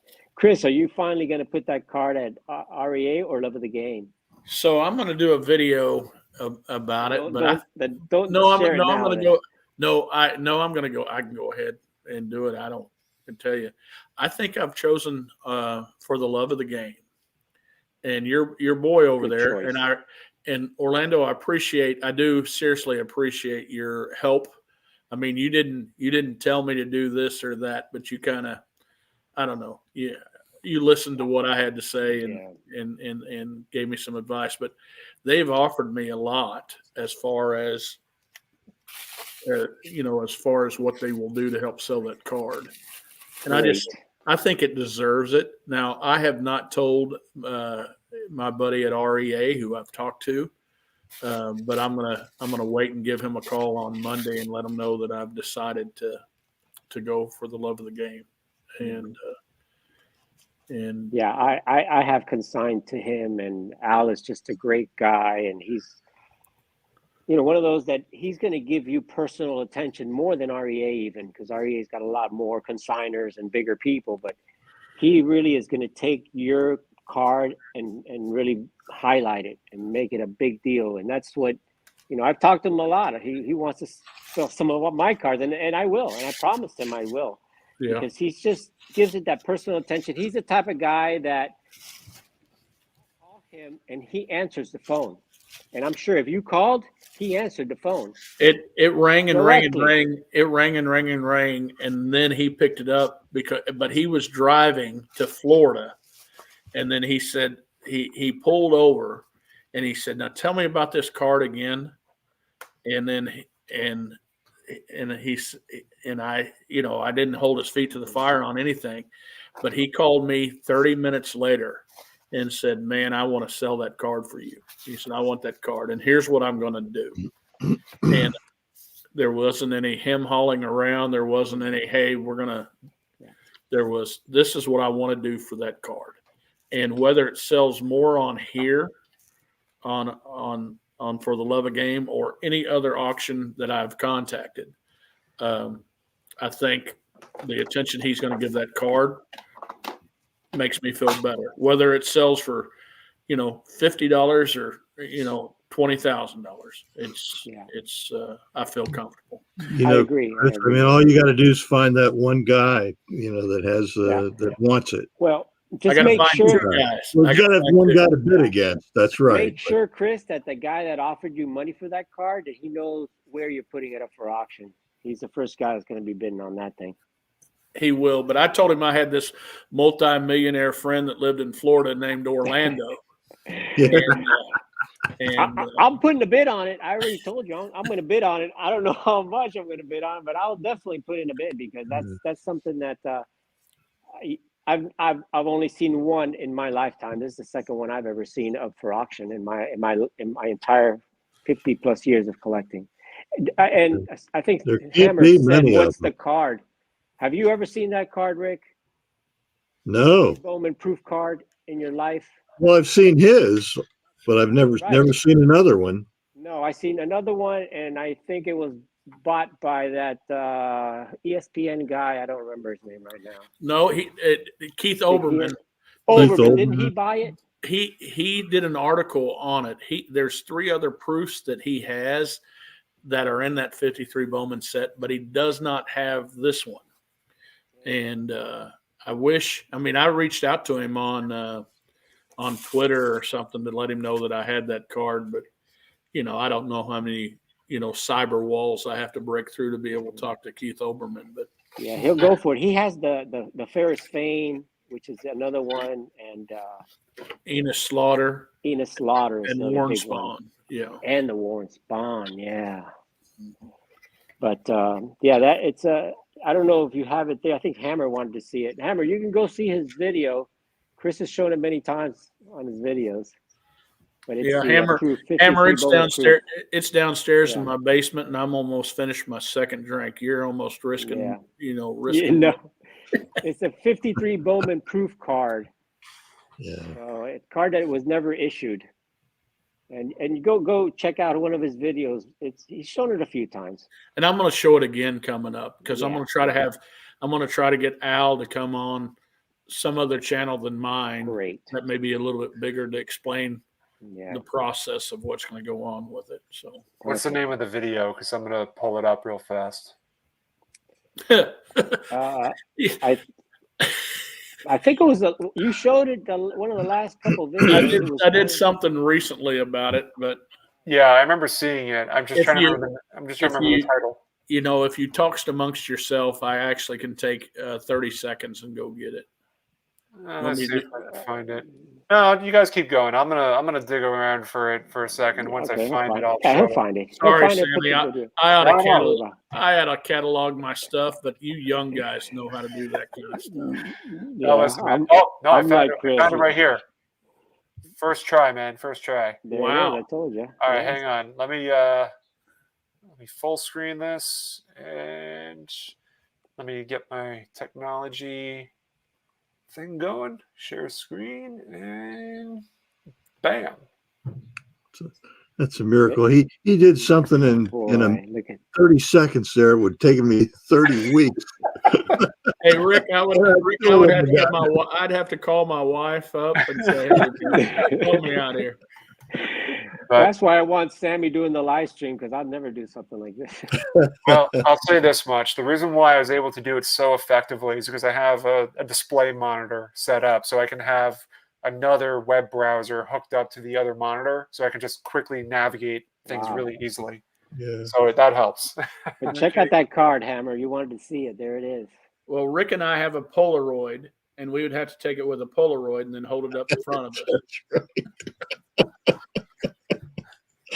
Oh man. It's a blank back because it's a proof. It's a blank back. Yep, like That's that. unreal. That's good. And that's I mean, look supposed at to that be. card. And it's supposed to be Gil Hodges sliding in home, playing against the Cubs. And, you know, they experimented with a couple of inaction cards. And, Wow. you know, of course, they went with Pee Wee Reese, you know, in that famous 53 Bowman color. Yep. This would have been the other action card in that set. That is correct. I think they probably concluded there's just too much dirt in that. And you can't see anybody. You can't see anybody's face. No. And Yeah.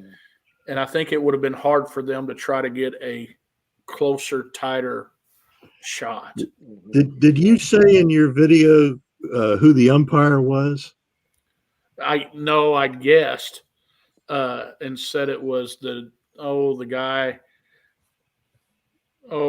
in the 300 great cards. Yeah, I Jocko think he was a Conlon? Hall of Famer. Yeah, Jocko yeah. Conlon. And I said that, you know, as a joke, and whoever I was doing that video with, well, it's either him or somebody else. And I was like, whoa. And then I try to pretend like, well, I'm pretty sure it's Jocko Conlon. But, That's good.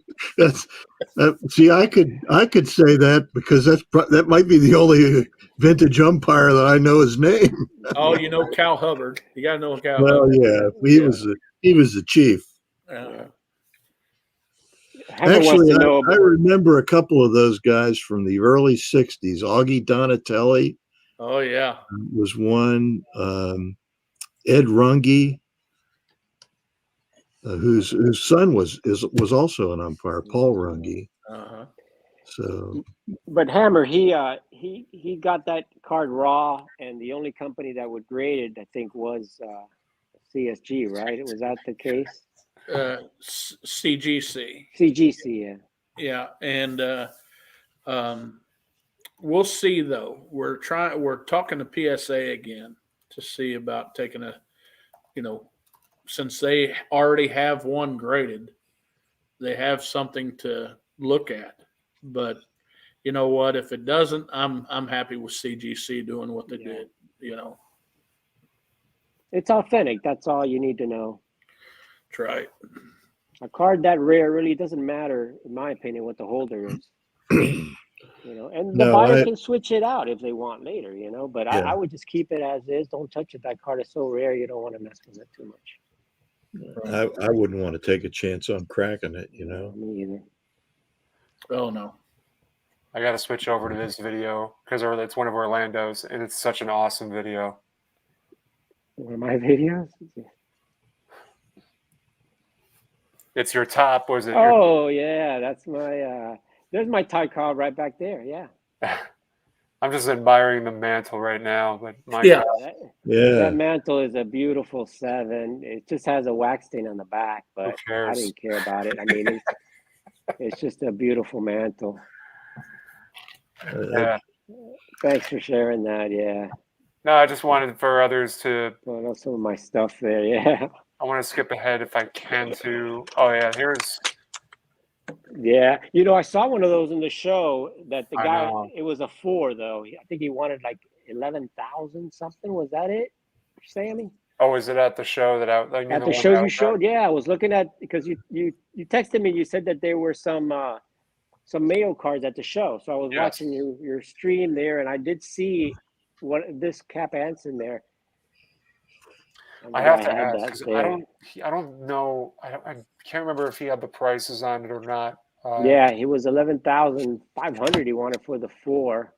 Gotcha. Yeah, I got that I got that in Atlantic City in trade.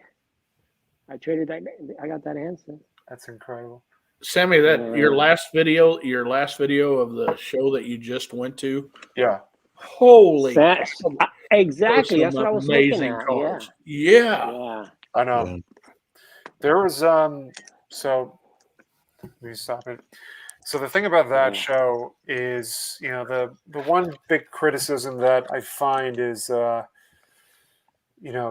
people say, oh, overpriced, everything was overpriced. And I think it's a little unfair to some of the dealers to make that assessment because I think if you go to the right tables, you can work out a deal. I think there's just some hesitancy to make offers because you feel as though it's you're looking at the price from the very get-go, and it's like, no, I'm not even going to do it. Like the example that I have is I talked about it earlier. I was showcasing that video here on the live stream, and there was a guy that had the 67 tops. What is it? I can't remember the name of it. It's the Who Is It set. Yes, I saw that. The Who with Am the I Babe set. Ruth and the Willie Mays. Yeah. So the guy had it, and they were the ones that were not scratched off. Yes. So the beard and stuff on. Yeah. So the guy had one of Willie Mays, and it's I'm a Mays collector, so it wasn't exactly something that's been on my radar, but it looked very nice. And the example that I'm leading to is the fact that he had it marked at 600. It was a PSA 6. Had it at 600, and I just asked him, because I don't want to get into. I just rather would know what his bottom is on it. So he said, I'll do 500 on it. And so I was like, okay. So I looked it up, and I see, they kind of fluctuate. But my point is, though, is that there was one that went over 500, one that went under 500. The point is that you really just need to ask the question, because I don't think that price was terrible. And that they're not easy cards to find as far as from shows that I've been to. And so I think it's unfair to make that quick assessment that everything's overpriced when you don't really take a chance to negotiate or ask. Yeah. Well, Sammy, I have found that this time of year, a lot of collectors that set up at a lot of shows have re-gone through their stuff.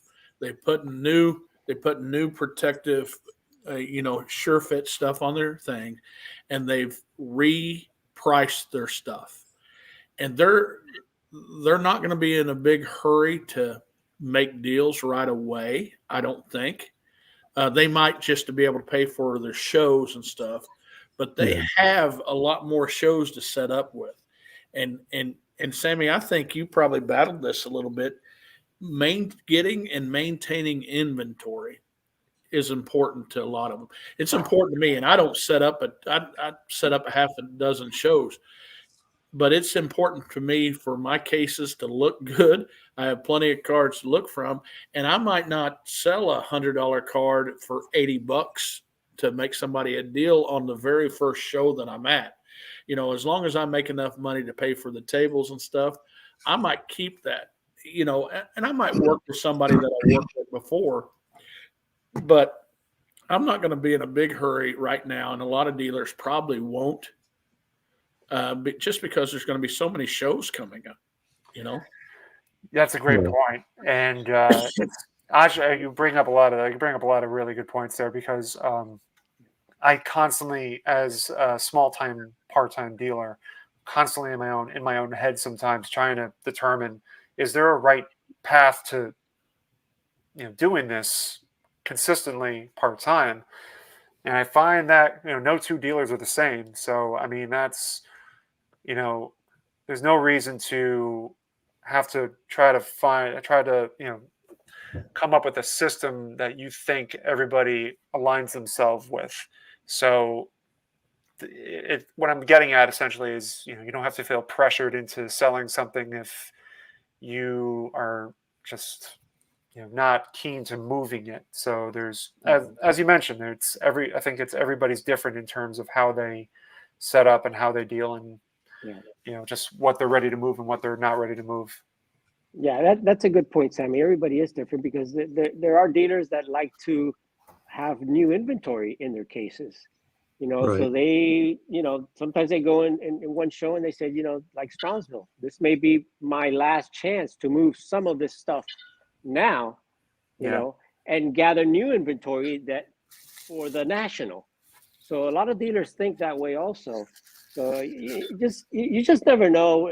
And like you said, Sammy and Chris, you got to talk to the dealer and get to know the dealer a little bit, because there's some stuff that they've had in their cases for a long time that sometimes they're just ready to move it, and it may be the right show, and they're looking at that, you know, saying like a Strongsville, that may be just the right show to move some of that stuff they haven't been able to move.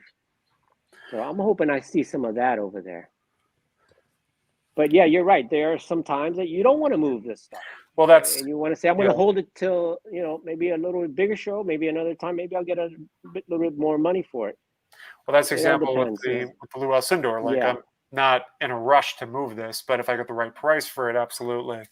Right. It's a nice, and I mean, there are times where putting something in a display is nice to look at, and if somebody wants it bad enough, then, you know, sure. But you know, it's all a matter of timing, as I'm sure we all know that. But yeah, Rick, I have to bring up something of yours now.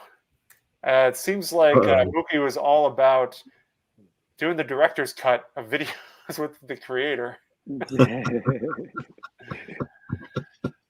I feel like it's only fitting. I don't want to leave anybody out in the cold here. Well, yeah, Jason was saying that there's a lot of Cracker Jack. There were Cracker Jacks there. I saw that. I saw some, yeah. Video, yeah. That's something I would like to get. I don't have not even one Cracker Jack card. Man, Rick, you got some good stuff, man. Yeah, eventually I'll pick one up to have one. Rick's got some good stuff, man. My God. Oh, Rick's got some great stuff. All right, Rick hasn't even shown nothing of his collection. He's still got so much more to share. I got a lot of binders. A ton, yeah. Well, literally, Rick's got every card from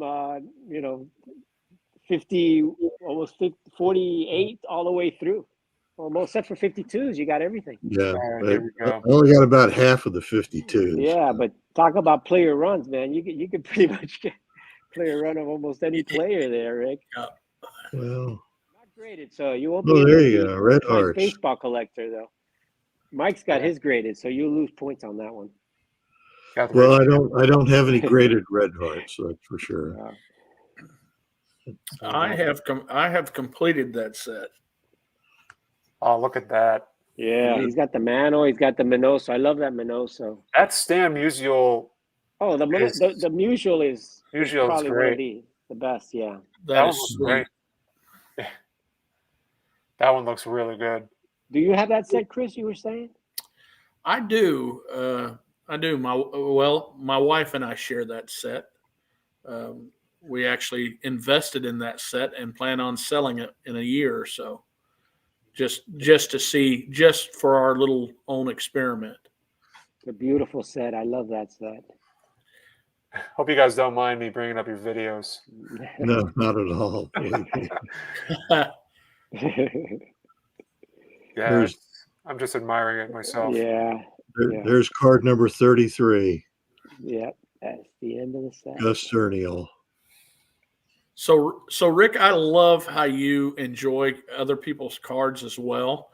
Oh, I do. And if you were, 50% of this hobby, I can see that person watching everybody's video and you saying, I have that card. I have that card. I have that card. I have that card. Well, Yeah. if it's after the war and it's a Topps or a Bowman, there's a pretty fair chance. I think I'm missing 203 52 Topps cards, but Wow. the rest of them I've got. That is awesome. Now at that. that's a card that I'm looking for right there. The Dandy, the Mickey Mantle. That is such a tough card to find. Yes. And that card has become so expensive, Rick. It's ridiculous.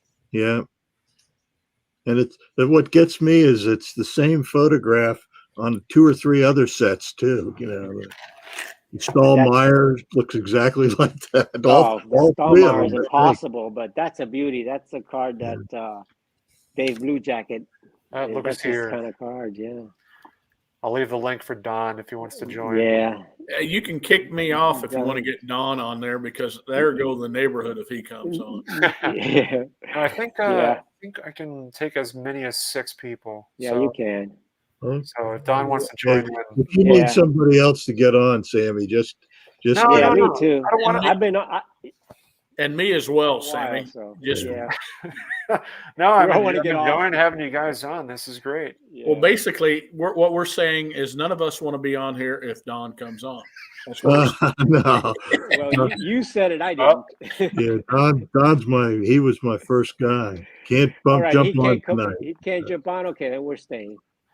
Don is here to do some Hall of Fame. Glad him. Yeah. Yeah. Yeah. yeah. Oh man. Pretty amazing collection, though. Oh, it's awesome. I mean, he's got some incredible cards, and I just love seeing some of these, the Dandy cards and the Red Heart cards. I mean, those are great cards to look at. I think I need to go back and start. Oh, detailed look at my 1952 partial set. Yeah. Yeah. Yeah, we could be watching Rick's videos all night, but it's great. He's got an incredible collection. Tabletop display of Willie Mays cards. We're definitely doing that. Do that. We're definitely doing that. Do his Willie Mays. You should He's look got at the that 52 one, tops. You probably have all of those cards. Who, me? No way. I only keep a handful of. This is the collection right here, maybe, and some stuff in a bin below. I have a very small collection. Well, it's certainly well curated, that's for sure. Sammy's building quality versus quantity there. That's what. Yeah, I've learned my Not lesson. me. I'm definitely mass production. risking to get punched in the nose by Rick Look at that at Strongsville. His best video though was when his wife did the video. She's a lot prettier than he is. Absolutely, no question about it. For sure. Look Peter at this B, collection he's got. Look at that. Video guy says he loves your knowledge, Rick. I just like to talk. I love his knowledge too, but it suffers in comparison to that Willie Mays rookie card right there. Yeah, that's a beautiful. Yeah. Both of those mazes right there. Those are iconic cards. Oh, you got some. Oh, okay. Hold on. Let's skip that. Oh man, and that 53. I love that 53 maze. Isn't that 52 beautiful though? Yeah, the 52 also. Yeah. That's such a pretty card, for sure. But that 53 to me, there's not many 53 cards that have the full body like that one. Yep. Most of them are just the headshots. Just trying to see There's what 54 MVP. This is Sammy's type of video right now. I love the one with the story. Yeah. Oh, look at that, Hank Aaron. Well, that was sharp. But it's what is it? Willie Mays sliding into home. Yeah, that's Yeah. why I put it. That's why I put it on there. I said, "This is a Yeah. Willie Mays card. Got Right. extra credit. You get Hank Aaron too." Let's see. I want quality and quantity. Can't have both. I guess you could. I don't know. If you have enough money, you can have both. Isn't that the truth? Yeah. Let's see. I saw the. Are you just in this video, Rick? Are you just doing the Tops run or the Tops and Bowman run, or are you doing others as well? I didn't capture this video yet. Yeah, the Bowman cards are on there too, and there's a few other things, along with it. So, that You got some oddball cards in there, Rick? Yeah, there's a few oddball cards. Oh man, that's so cool. I saw that 58 Mays All-Star, a really crisp one that was selling for about $85. Chances are probably the guy would have gone down a little bit, but I decided not to go for it. Those 58 All-Stars are really inexpensive and beautiful cards. Yeah. This one was really crisp, the one that I saw, but I decided not to. Love the 59. Oh man, the famous catch. There's I know there's a decal in 69 decal edge in that. Right there, that's my Willie Mays catch there. You can see it on the wall. Yep. It's very nice. There's a 67 poster. I'm gonna try to find that if you don't mind. I'm just gonna skip. Yeah, hold on. it's further down. I gotta see the. There's the stand-up. I love that. I love the stand-ups. I love that stand-up card. Oh, and you got the coins too. Are you are you a Willie Mays guy, Rick, or not, or just? I've got these.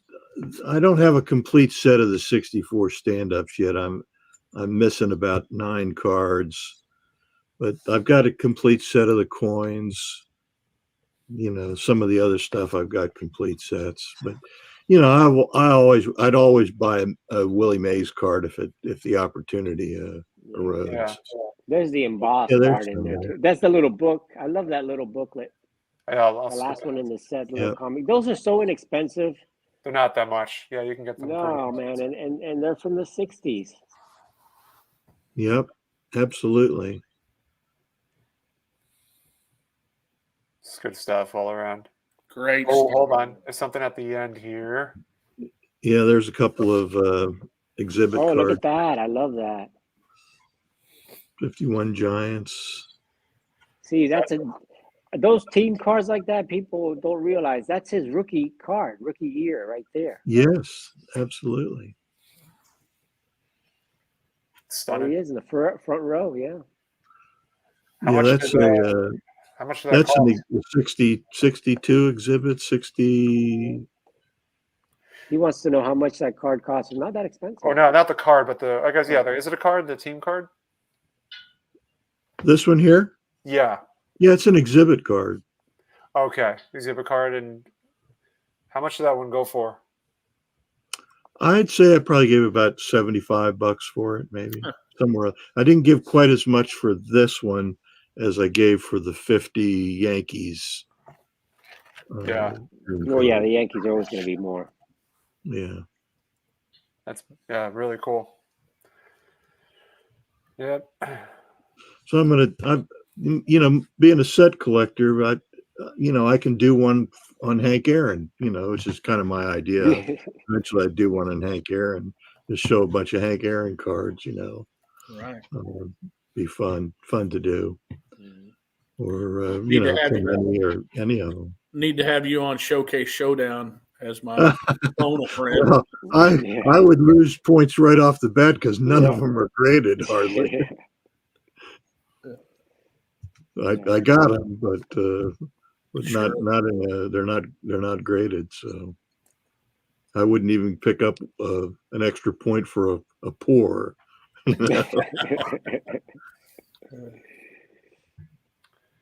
Yeah.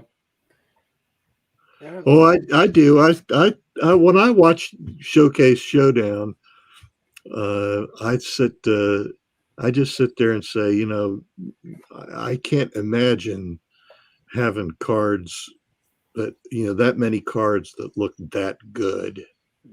And your cards and Mike's cards they're something to be proud of.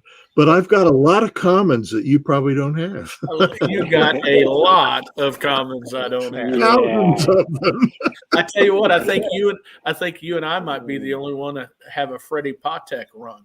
Oh yeah, I got the Freddie Patek rookie. Yeah. I got one of him in a Pirates uniform. Yes, sir. I do too. That's funny. But we are having a blast doing that. Oh, I can tell. And getting a lot of good comments from people, and we're not, Mike.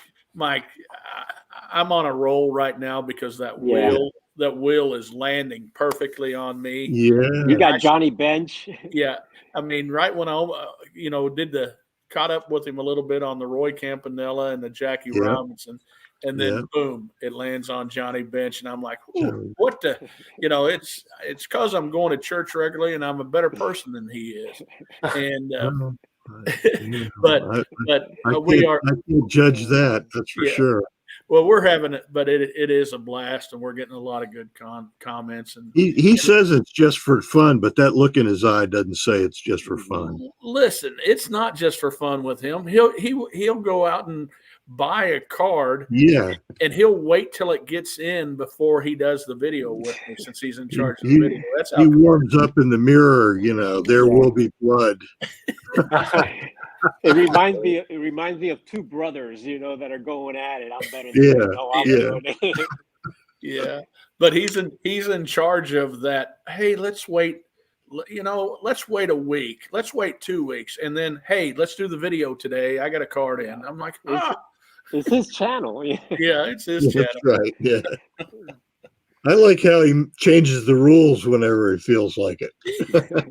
Again, his channel. Yeah. But it is so much fun watching you guys. We are humbled. We're humbled enough to know that when Nolan Ryan comes up, we don't have Matt's collection or whoever. We just know that. But the Pete Rose, there's a lot better collections out there than ours on Pete Rose, but it's just it's just fun. I love making fun of him, and I think he loves making fun of me, and that's what it's all about. See, if I had a chance, I'd ask Nat. Said, where did you really get those cards? Yeah. Are they? Was there maybe some insurance involved in some of those cards? When you own the grading company, you should have the best grading. Grade. Yeah. Well, when you got that kind of money, I mean, he's not buying any 7s or 8s. He's going all the way, 9s or 10s. Yeah, but I'm lacking morality so much that if I was him, I would stand over the grader and say, "Are you sure?" Yeah. Wanted to showcase this part of this video at the Philly show that I was at. This particular dealer, I think this is his table, but this part of the video, this guy had some unique stuff. It's coming up in a few seconds here. So yeah, I think he had a lot of the common stuff, but let me see if I can get that.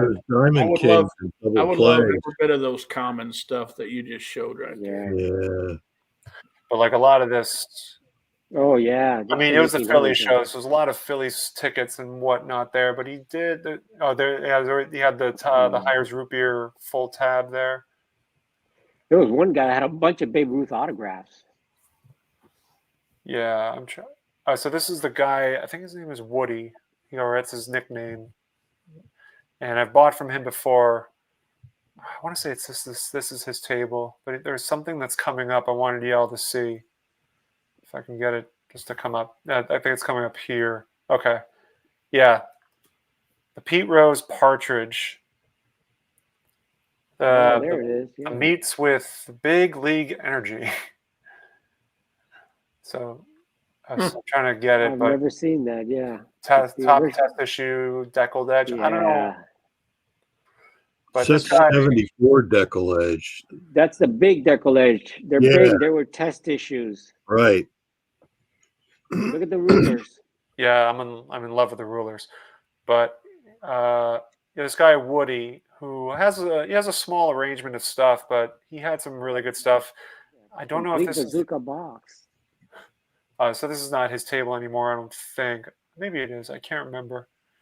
But yeah, there was. I'm gonna see if I could find this one piece while the same dealer had at the last show, and I wanted it so badly, but he was only there. He only was showing it on display, but he told me a lot about it. It's a like was it the Laughlin artist? Yes. Oh yeah. He had Yeah, one. he had some unique piece. Like they were like stand-up displays or something like Yes. that. He had the Willie Wow. Mays, and I wanted it so Wow. badly, but he wasn't going to sell it, which I don't blame him. he wanted to frame it. Yeah, I think But- I think he said there were only like 5 in existence or something like that. Yeah, Like It's- super rare because they were I think made to be displayed in some of the stores or something, yeah. or the counter displays to sell the Laughlin pieces. It was. I mean, there's a The Tom Laughlin Seaver cards. that's floating around somewhere. So there's, it's. Sammy, I think I might have asked you this one time. Said, do you have the Bob ruler? No, I don't think so. I think I only have. I should have that one. That's the one I would have to have. It's Thankfully, the Bob Thankfully, ruler. it doesn't go for that much. So that's. No, it wouldn't. Yeah. So Sammy, on that ruler set, I have a friend that I coached with. Yeah. That's the There number it 2. is. That's the number 2 collector on that ruler set, and he has all 10s except 1 9 on the Kareem Abdul-Jabbar or the Not Lou surprised. Alcindor. And he'll never get the number 1 spot because the guy that owns the number 1 spot owns the 2 Lou Alcindor 10 ruler cards. And Wow. but just a crazy collection. Wow. I mean, those rulers are so tough. In 10, they're impossible to get in 10. It's a paper. Right. Yeah. It's a piece of the paper. Right. Well, it's hard to tell because they came folded. I believe, isn't that right, Sammy? I don't They have did. any. Yeah. So Yes. they came in the packs. So it's got a crease in it already. Right. So here, going back to this for a second, the Pete Rose, he had raw, but then he also had the Johnny Bench as well, and that one just said John Bench on it. But Wow. yeah, this is Look quite. at that piece. It's That's incredible. Beautiful. I badly wanted it, but he was going to hold on. And Woody's a good guy. Woody told me, he said, "Listen, if I find another one." And it's signed by Bob Laughlin. Yeah. And so there's a John Bench of this as well. No, I'm sorry. I was referring to something else with the Johnny Bench, the Partridge meats. Partridge. Okay. Yeah. Right here is where the Johnny. I just didn't do a good job filming it, unfortunately, this time around. But so you had the Pete Rose raw, and then the Johnny Bench right underneath it. You'll see a glimpse of it in a second. Right there. Oh, And it wow. says John Bench. And so like Woody was telling me everything there was about that card and how it's like one of his true rookies, because it was something that but I don't know enough about the Partridge Meats cards. I've never seen that card. Yeah, Woody had some good stuff. I think his. So you say that for the Laughlin, there's also a Seaver and. Yeah, let me see if I can find it. Well, I'm gonna stop sharing here for a second. But I tried doing some research on trying to find what it looks like. And I think that bench you said was from 68? 68. It has like one of those 68 to 72 ranges. So I don't know exactly what year it came out, but he was saying when he was telling me about it, he was saying that it was his rookie or one, it was given out. Yeah, his during rookie year. season. Yeah, exactly. Yeah. So So I'm on Net 54, and I'm looking through the forum to see, like, if I can find a Seaver representation. But I'll just go to Google Images. Net 54 is such a good place to Yeah. look for any of those rare oddball type things, because you have certain people that just collect that kind of stuff, and they'll post it on there, Yeah. and they'll tell their story of it. I can't even find pictures of this thing. Yeah. Like, I just do a Google search. I had never seen that until you showed that in your video. I had never seen that piece. Yeah, that was the first time for me as well when I was at the show. And Woody was telling me that he got it for $1,000 off of eBay. The Willie Mays. Off of eBay. Wow. Yeah, it came up for, I don't know if it was auction or sale, but yeah, he's got to be asking good money. Hey guys, What's he asking? I'm going to have to get off here. My dog's telling me that he needs to go outside, and I'm the only one in the house. So I appreciate you guys letting me jump on, and you guys are awesome. All three of you are awesome. You too, Chris. Thank you. Love you guys. See you guys soon. Okay. Take care. Okay, stay warm and safe. All right, buddy. Bye. Thanks. Thanks. I'm going to see if I can find this. So I'm just going to show the Net 54 page I'm on right now. Yeah. I think that will provide some insight. So this is just a bunch of people posting about it. You've got the Babe Ruth, the Hank Aaron. Wow. I'm guessing that's Laughlin in the back. I don't know if that's him. Probably. This is what those are the test issues, I guess. I suppose someone had a photo. These are all of the backs. Oh, there they are. The players. back, I wish they showed the fronts. Yeah. Mikey just arrived. Hey, Mikey, what's going on, my friend? Let me see. Looking at some test issue there, Mikey. Some Laughlin stand-up displays. Mikey may want to join us if he wants to join. Yeah, Mikey, more than welcome to. Let me leave the link in here. Yeah. I got to get out pretty soon, but anybody else wants to join, it'd be great. I'm going for a full marathon. I'll be here all night. Hey. No, I have a show. I have a show in the morning. I can't. Yeah. Let me see. Maybe this one. Maybe this person. Oh, I found the Seaver. Oh, you did. Awesome. Yeah. Oh, this looks so cool. God, and it has like the knee scraping the dirt sort of thing going on. Oh wow. You talk about leg drive. Yeah. That guy was just power. Oh, look at that. Never seen that. And it is signed by the artist, it looks like, on the leg. Well, I think that's, I don't know, is that Seaver's autograph or is that? That's it. Yeah, I think Is that's. it Seaver? No, it doesn't look. I can't tell. It looks like a Tom on the front, but then the rest it does of it look doesn't like a his. Tom, actually. Wow, look at that. That is a rare piece. I've never ever seen that And here, before. guys, Oh no, the it's back. signed in the back. To Pam. So from he Bob signed. Laughlin. Yeah. Wow. I would love to have that, but they're just so rare. Can't find them. Yeah, those are just. This would be kind of like a national piece. You would probably find it there, but it would just be super expensive because he'll ask whatever he wants for that piece. Exactly. What did he want? What did the other guy want for that Mays piece? Did he tell you? Oh, he didn't put a price on it. He was just there. I think I asked him, and he was like, "I think I'm going to hold on to it." I'm like, it's a museum piece. Yeah. He said he was going to frame it, and because obviously those things are not gradable.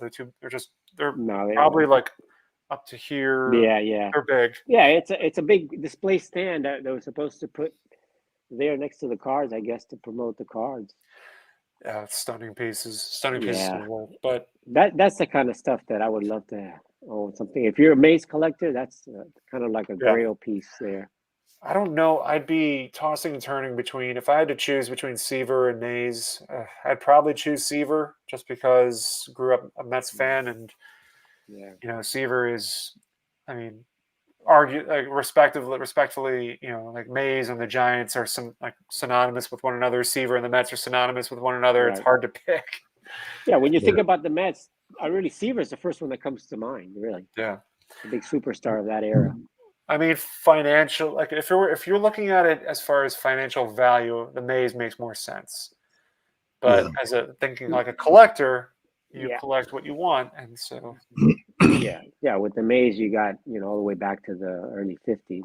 yeah, good pieces though. I was Yeah, glad I beautiful found this. stuff. I should probably save this and I think Seaver's certainly the best pitcher I ever saw in person at a game. He was just a master. It's he's. like watching a surgeon, take Yeah. apart a team. Oh, we got a You know, new. I was He's like watching a surgeon. there. Hey, Mikey. Oh, you want me to? Hey, What's up? Mikey. All right, Mikey. What's up, up, my man? Yeah. Oh, we lost We're you. get, Well, he's no, just I'm here. getting some feedback there. I don't know, did the camera No. fall over or did you fall over? Yeah, it's really weird. I literally just woke up from a nap and I actually started watching your video, your recap. Oh, the card show recap. Yeah. I literally just left the comment like right now, dude. That's pretty funny. Yeah, that was so. This would have And then I saw that you guys, vintage edition. I saw that you guys were live, and I was like, oh, right on. I'll check in with you guys. Yeah, man, it's been a while. Yeah, I was actually organizing some 1975 top cards right now. I was gonna put these in my binder. I love that set. 75 It's a and nice set, man. 71. 71s and That's a 75s great are my set. two favorite from the 70s. Yeah, for sure. You're a set building maniac, Mikey. Mhm. Yeah, I love it, man. I love it's putting so much cards fun. together in a binder. And then like What's up, Rocket Rick? You're what's happening, my man. I'm telling you, Rocket Rick I just is dubbed another to the channel. Rick is another. Yes, set I know. collector I just like saw you, that. Mikey. Thank you. Yeah, I know. I was watching some of his videos. I was kind of binge watching it the other day when I subbed to his channel, and I was like, wow, how did I not know about this guy? Well, I'm pretty new. Right on, man. Welcome Yeah, aboard. I got on and started in February last year. So All right. coming up on 1 year. I like your video, your 1952 Tops video. It's cool, man. Yeah, I've added some since then, but Yeah. a couple of pretty decent ones. I got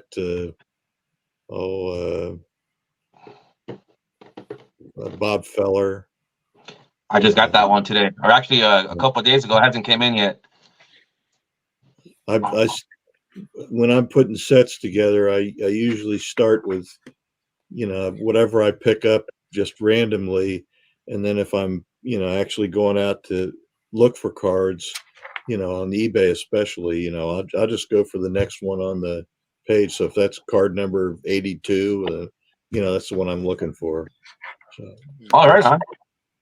So that's why. So I'm up to 100, Yeah. 125, 126, and then they got sporadic cards after that. So Yeah. Now, Mikey, I know that at one time you did build that 52 set.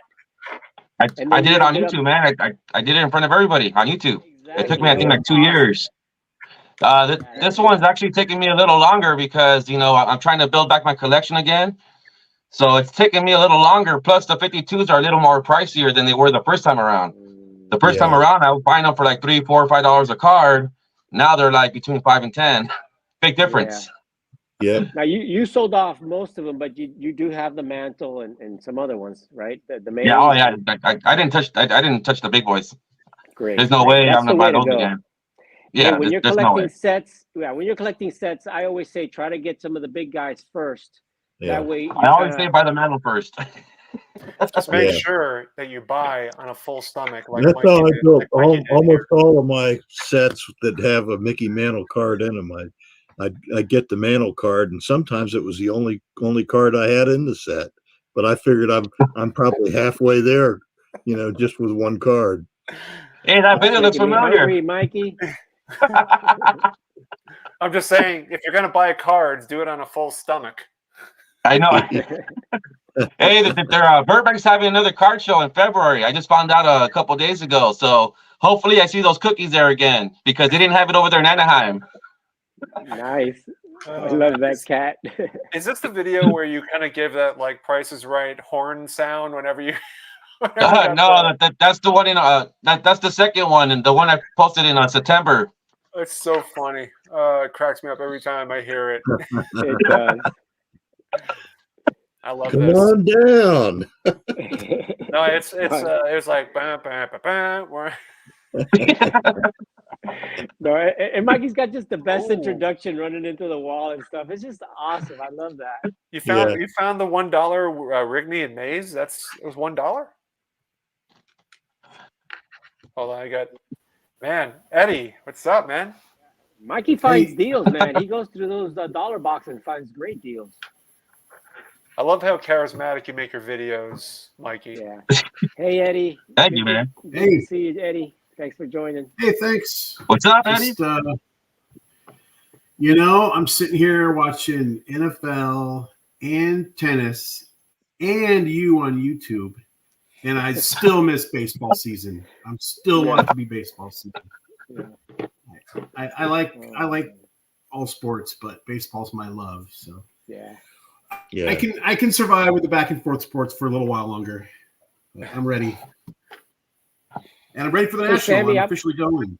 So Sammy, I'm totally gonna pumped. get off for a little while. I've been on for a couple hours. I'm gonna be on the chat. Sounds good. I'll catch you in the next one. And remember, guys, we got the live stream next Saturday, 79. Join us. We got a lot of stuff we're gonna give away. Yes, I hope to See you have later, Orlando. Take care, Mikey. Great to have you. It's good to see you, man. See you, Orlando. See you later. I'll be watching. So long, Orlando. Yeah, so Mikey's video here, I love it because it's like a speed run, so that you cater to the crowd that has a short attention span like myself. Yeah. I'm that guy. That's why I speed it up. I only show the good parts. You don't even know how the editing takes forever because there's so much garbage in between all that. It literally takes me all day just to make that video because I'm doing a lot of editing, a lot of deleting. I just try the good parts. Were you using a chest mount for this? Yeah. Okay. I walk around with that. Yeah. I've seen people who wear like the head strap, and I'm I just laugh. I can't help it. Nah, it's all on my chest, which is pretty funny because it feels like you're carrying a baby. Phones are pretty heavy, and then you're constantly adjusting, to the levels of what you're looking at. And then some people don't want to be filmed, which is pretty funny because you're in public. But it's just constantly moving up and down, up and down. And then when you're trying to look at cards, you're actually like right away because the phone's like right here. It's kind of annoying, but it makes good content. Is that Mike Moynihan? Yeah. It looks like. Oh, okay. Yeah. He was there on the Burbank one last year in February. So I was hanging out with him. That's cool. That dude's tall, man. I hear you're tall too. Yeah. No, we're both around like 6'4" I guess. So yeah, he's up there, man. I ain't that short, man, but cool. I'm not in that level. Not me either. In fact, I'm not even as tall as I used to be. I'm starting to shrink. I think I'm getting It's the only way I can lose weight. Hey, Rick, you have to do a card room, man. Your room behind you looks very interesting. Well, those are right behind me. Those are bookshelves. So I got. History books. If you want to see where my cards are, they would be right over my left arm. It just looks like a very interesting room. It looks very vintagely. It looks like an older home. Yeah, it's. I should do a video of it, I guess, but I don't know. I haven't figured out how to do that yet. So It's Eddie, sorry, go ahead. No, go ahead. Finish what you're saying. No, I was going to tell him that he has plenty of time since he just started making videos. He has plenty of time to do that. What's I up, was just Eddie? I actually need to do another card room video because I moved rooms in my house and I got not a new setup, but I got things set up in a different way and I got more wall space now. So once I get everything officially put away and just the way I want it, hopefully another couple weeks, I need to do another card room, even though I did one like 4 months ago because we remodeled. I'm constantly changing things. I don't know that I always want to be, but I am. So most of my stuff, most of my card stuff is on. I'm going to move my camera. This wall. Yeah. Yeah, most of my card stuff is here. So I got 2 cases of cards, balls, some bats, a giant poster of Jim Lomborg, even though I'm not a Red Sox fan, and some artwork. Some of it's mine, some of it's stuff that was given to me. So anyway, it's in the hopper, like a lot of things. But that's what's up with me.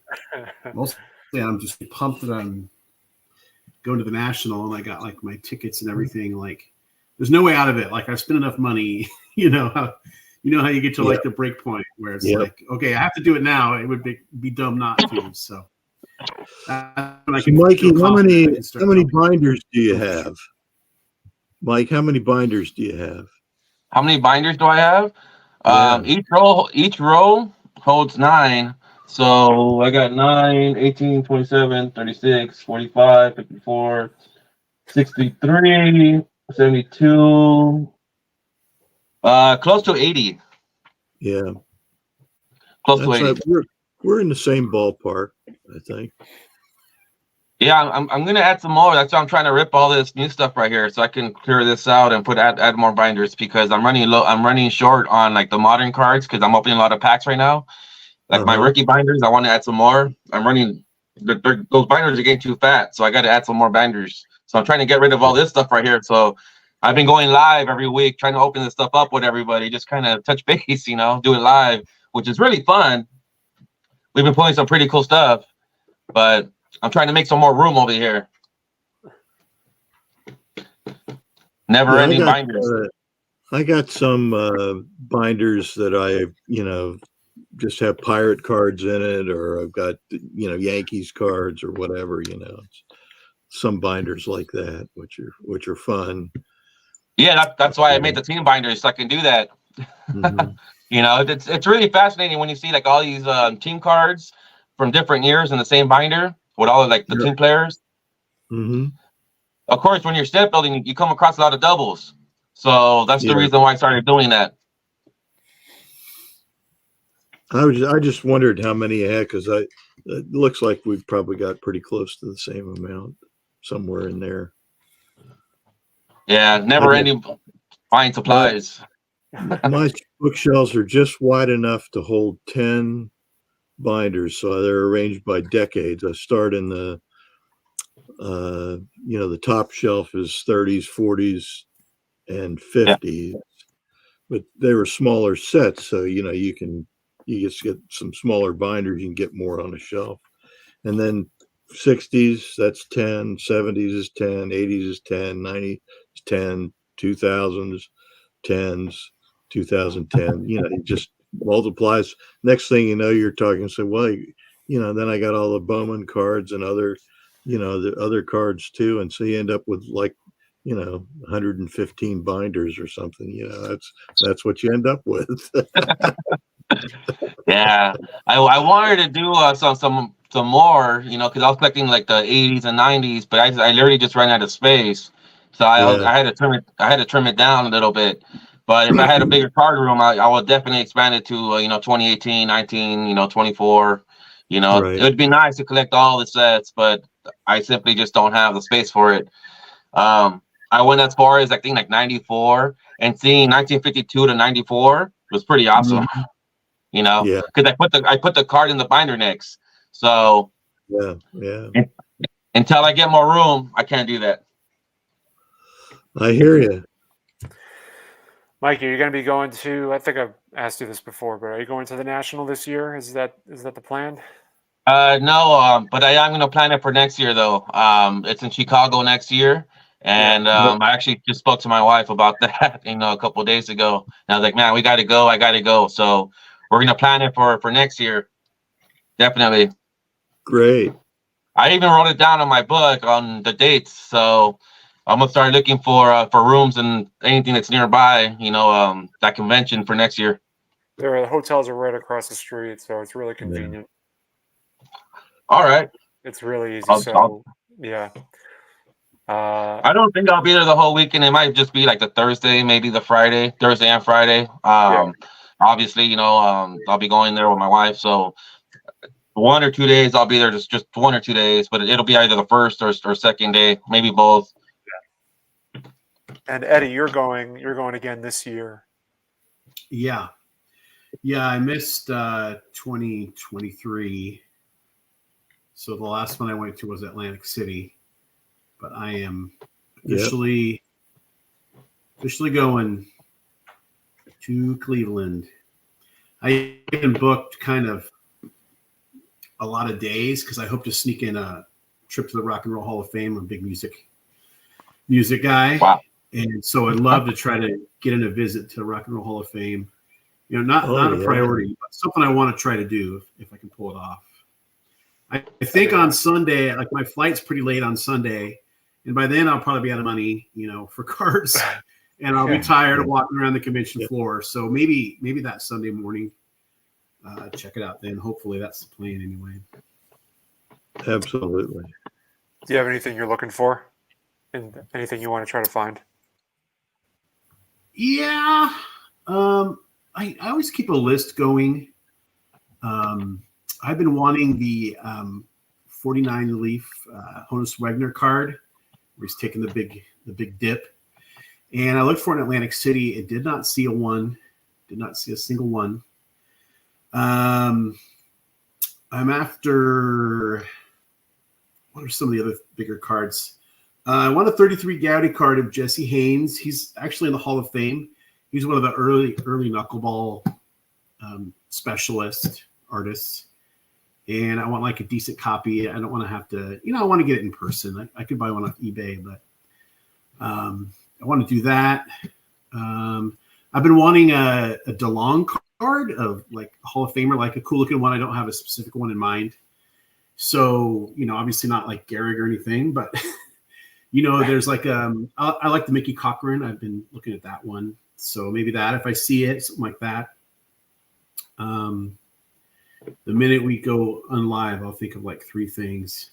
Oh, I've been wanting to dabble in the Red Heart set.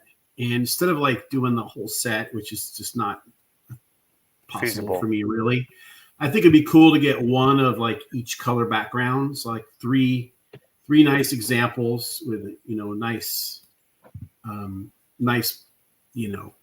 unique background on each one. That'd be kind of cool.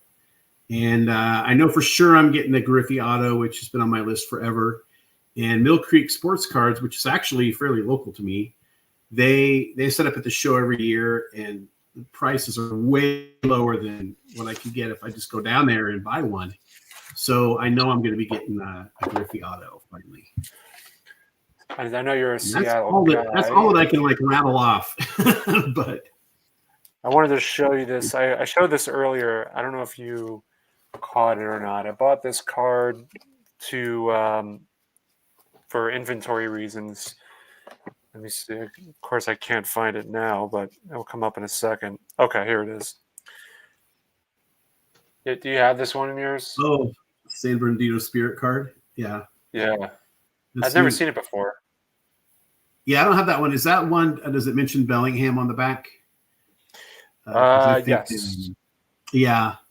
That means that Doug from Don't Talk, or Andy from Flying Dutchman Cards has that, because he's from Bellingham, which is only 25 miles from here. But that's where Griffey got his, made his very first appearance as a professional.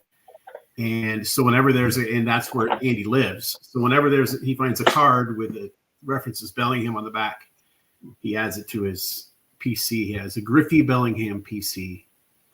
That's pretty cool.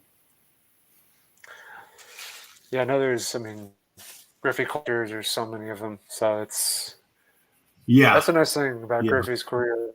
He came at a time where cards are being tons of different that type of cards were being made. So there's a lot of variety.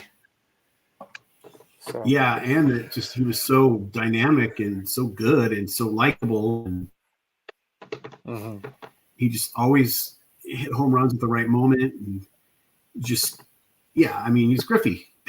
No wonder so many people like him.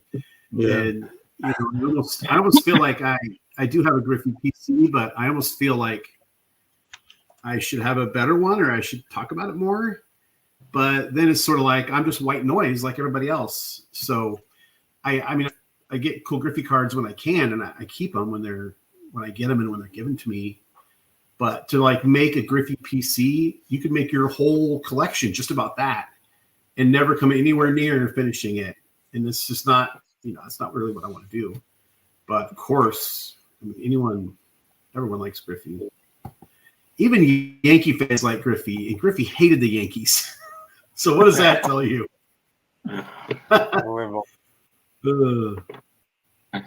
That's funny. When I was a kid, there was 3 players that people would always choose. Griffey was one, Frank Thomas, and those Barry Bonds. When I was a kid in the 90s, those are the 3 players that people would always talk about. It's crazy. Yeah, Well, those are 3 pretty good ones. Yeah, but we're talking early 90s.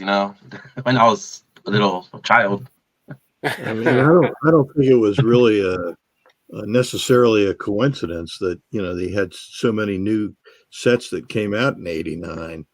Upper Deck, the '89 Bowman set came out then, and I think I can't remember if there was they had those classic cards. Oh yeah, they came out about that time. Yeah. I can't yeah. remember There was a now. lot of like unlicensed stuff too. Oh People yeah, were just yeah. making stuff without permission, like just to get it out. So I pulled up as we were chatting here the red hearts that I'm looking at, one for each color. So for the blue background, I think Eno Slaughter would be affordable for me, and it's a nice looking card. He's got his bat on his shoulder, and Hall of Famer, but affordable. For the red background, I want Ralph Kiner. I don't have any nice Ralph Kiner cards. It's a nice portrait shot, Chicago across the front. And for green, of course, Warren Spahn, who I love. I do have some cool Warren Spahn cards already because all Warren Spahn cards are cool. But that one's really nice too. It's nice. It's got a smile, and you can see the brave patch on his shoulder. So that's kind of what, if I could get like those 3, like nice copies of those that present well, then I could say that's my red heart, collection. So that's one goal for the National. it's definitely a reasonable goal. Absolutely, yeah. Good luck to that, man. I'm sure you'll find them. Good luck. You can find all sorts of crazy stuff in those car shows, I'm sure. Yeah. The good news is you can find those cards. Yeah. Trying to there was one more thing I was looking for in Atlanta that I did not see was the 64 Brooks Robinson. Is it called Stand Up? The one that's green and yellow. Is it batter up or stand up? Stand up. Agreed. And I was looking for that. It's like I collect Brooks Robinson too, and I did not see a single one of those in Atlantic City. So that would be one more thing. It's funny. I figured. I think, Sammy, when you asked me what I was looking for, I bet you didn't think I was going to say that much stuff. But I think about these things. No, it's good to have the variety. Yeah, for sure. I'm trying to pull up the list of stuff that I have. Let's see if I can duplicate this. Because I don't know how this is going to present, but I'll give it a try. Let's see, present, share screen. I can't pull it up right now, unfortunately. Well, anyway, it's just some weird stuff. So the Nolan Ryan Transogram is one I'm really after. Love to find one of those. Not just the card, not the figurine. And this is like a white whale sort of card or item. Is the Coca-Cola Tips 1952 Willie Mays. There's one on eBay right now floating around for $40,000. I mean, granted, it's like, yeah, no. I mean, it's a white whale card. It's not going to happen. But let me see if I can. Where's that noise It's that we such needed, a right? cool- Yeah, it's coming into my head now. But I'll show it. It's such a quick item.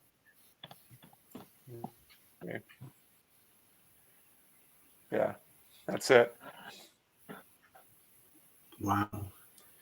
So That's cool. I've PSA never seen that. 3.5. What's the shape Neither of have I that up thing? until. What's that? So what's the origin? Did those go like on a display, or I'm not familiar with?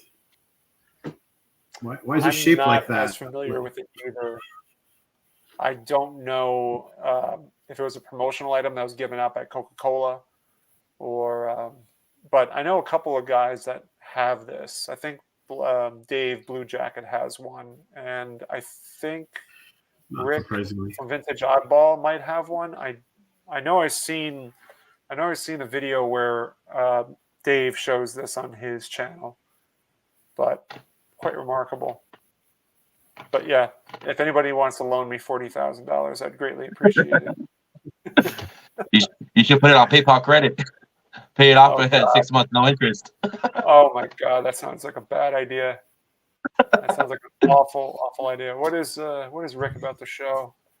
Rick, what are you about to show? Orlando I got says, insert- half of Brooks Robinson. Oh, look at stand that. Hey, there he is. I just Yep. got the half Just of for half the of yellow it. part. But even with the half the card missing, I did not physically see one in Atlantic City. I saw a couple other players, but Yeah. that's the one. There he is. Somebody used that one to its purpose, didn't they? Is that It's you, Rick? kind of a shame because the rest of the cards, it's not in bad shape. I'm not sure what Yeah. induced me to take the yellow part Yeah. off, but some kid probably did. Yeah, well, I mean, that's what they were Thought it was the thing to do. made to do that. I mean, it's Yeah, I can tell you, I punched out all the I want ones one with the I had, top part. folded them, definitely. Yeah. Played games with them. I'm looking at the card show video know, today, it's- because I think there was somebody who had a Brooks Robinson stand up. Oh.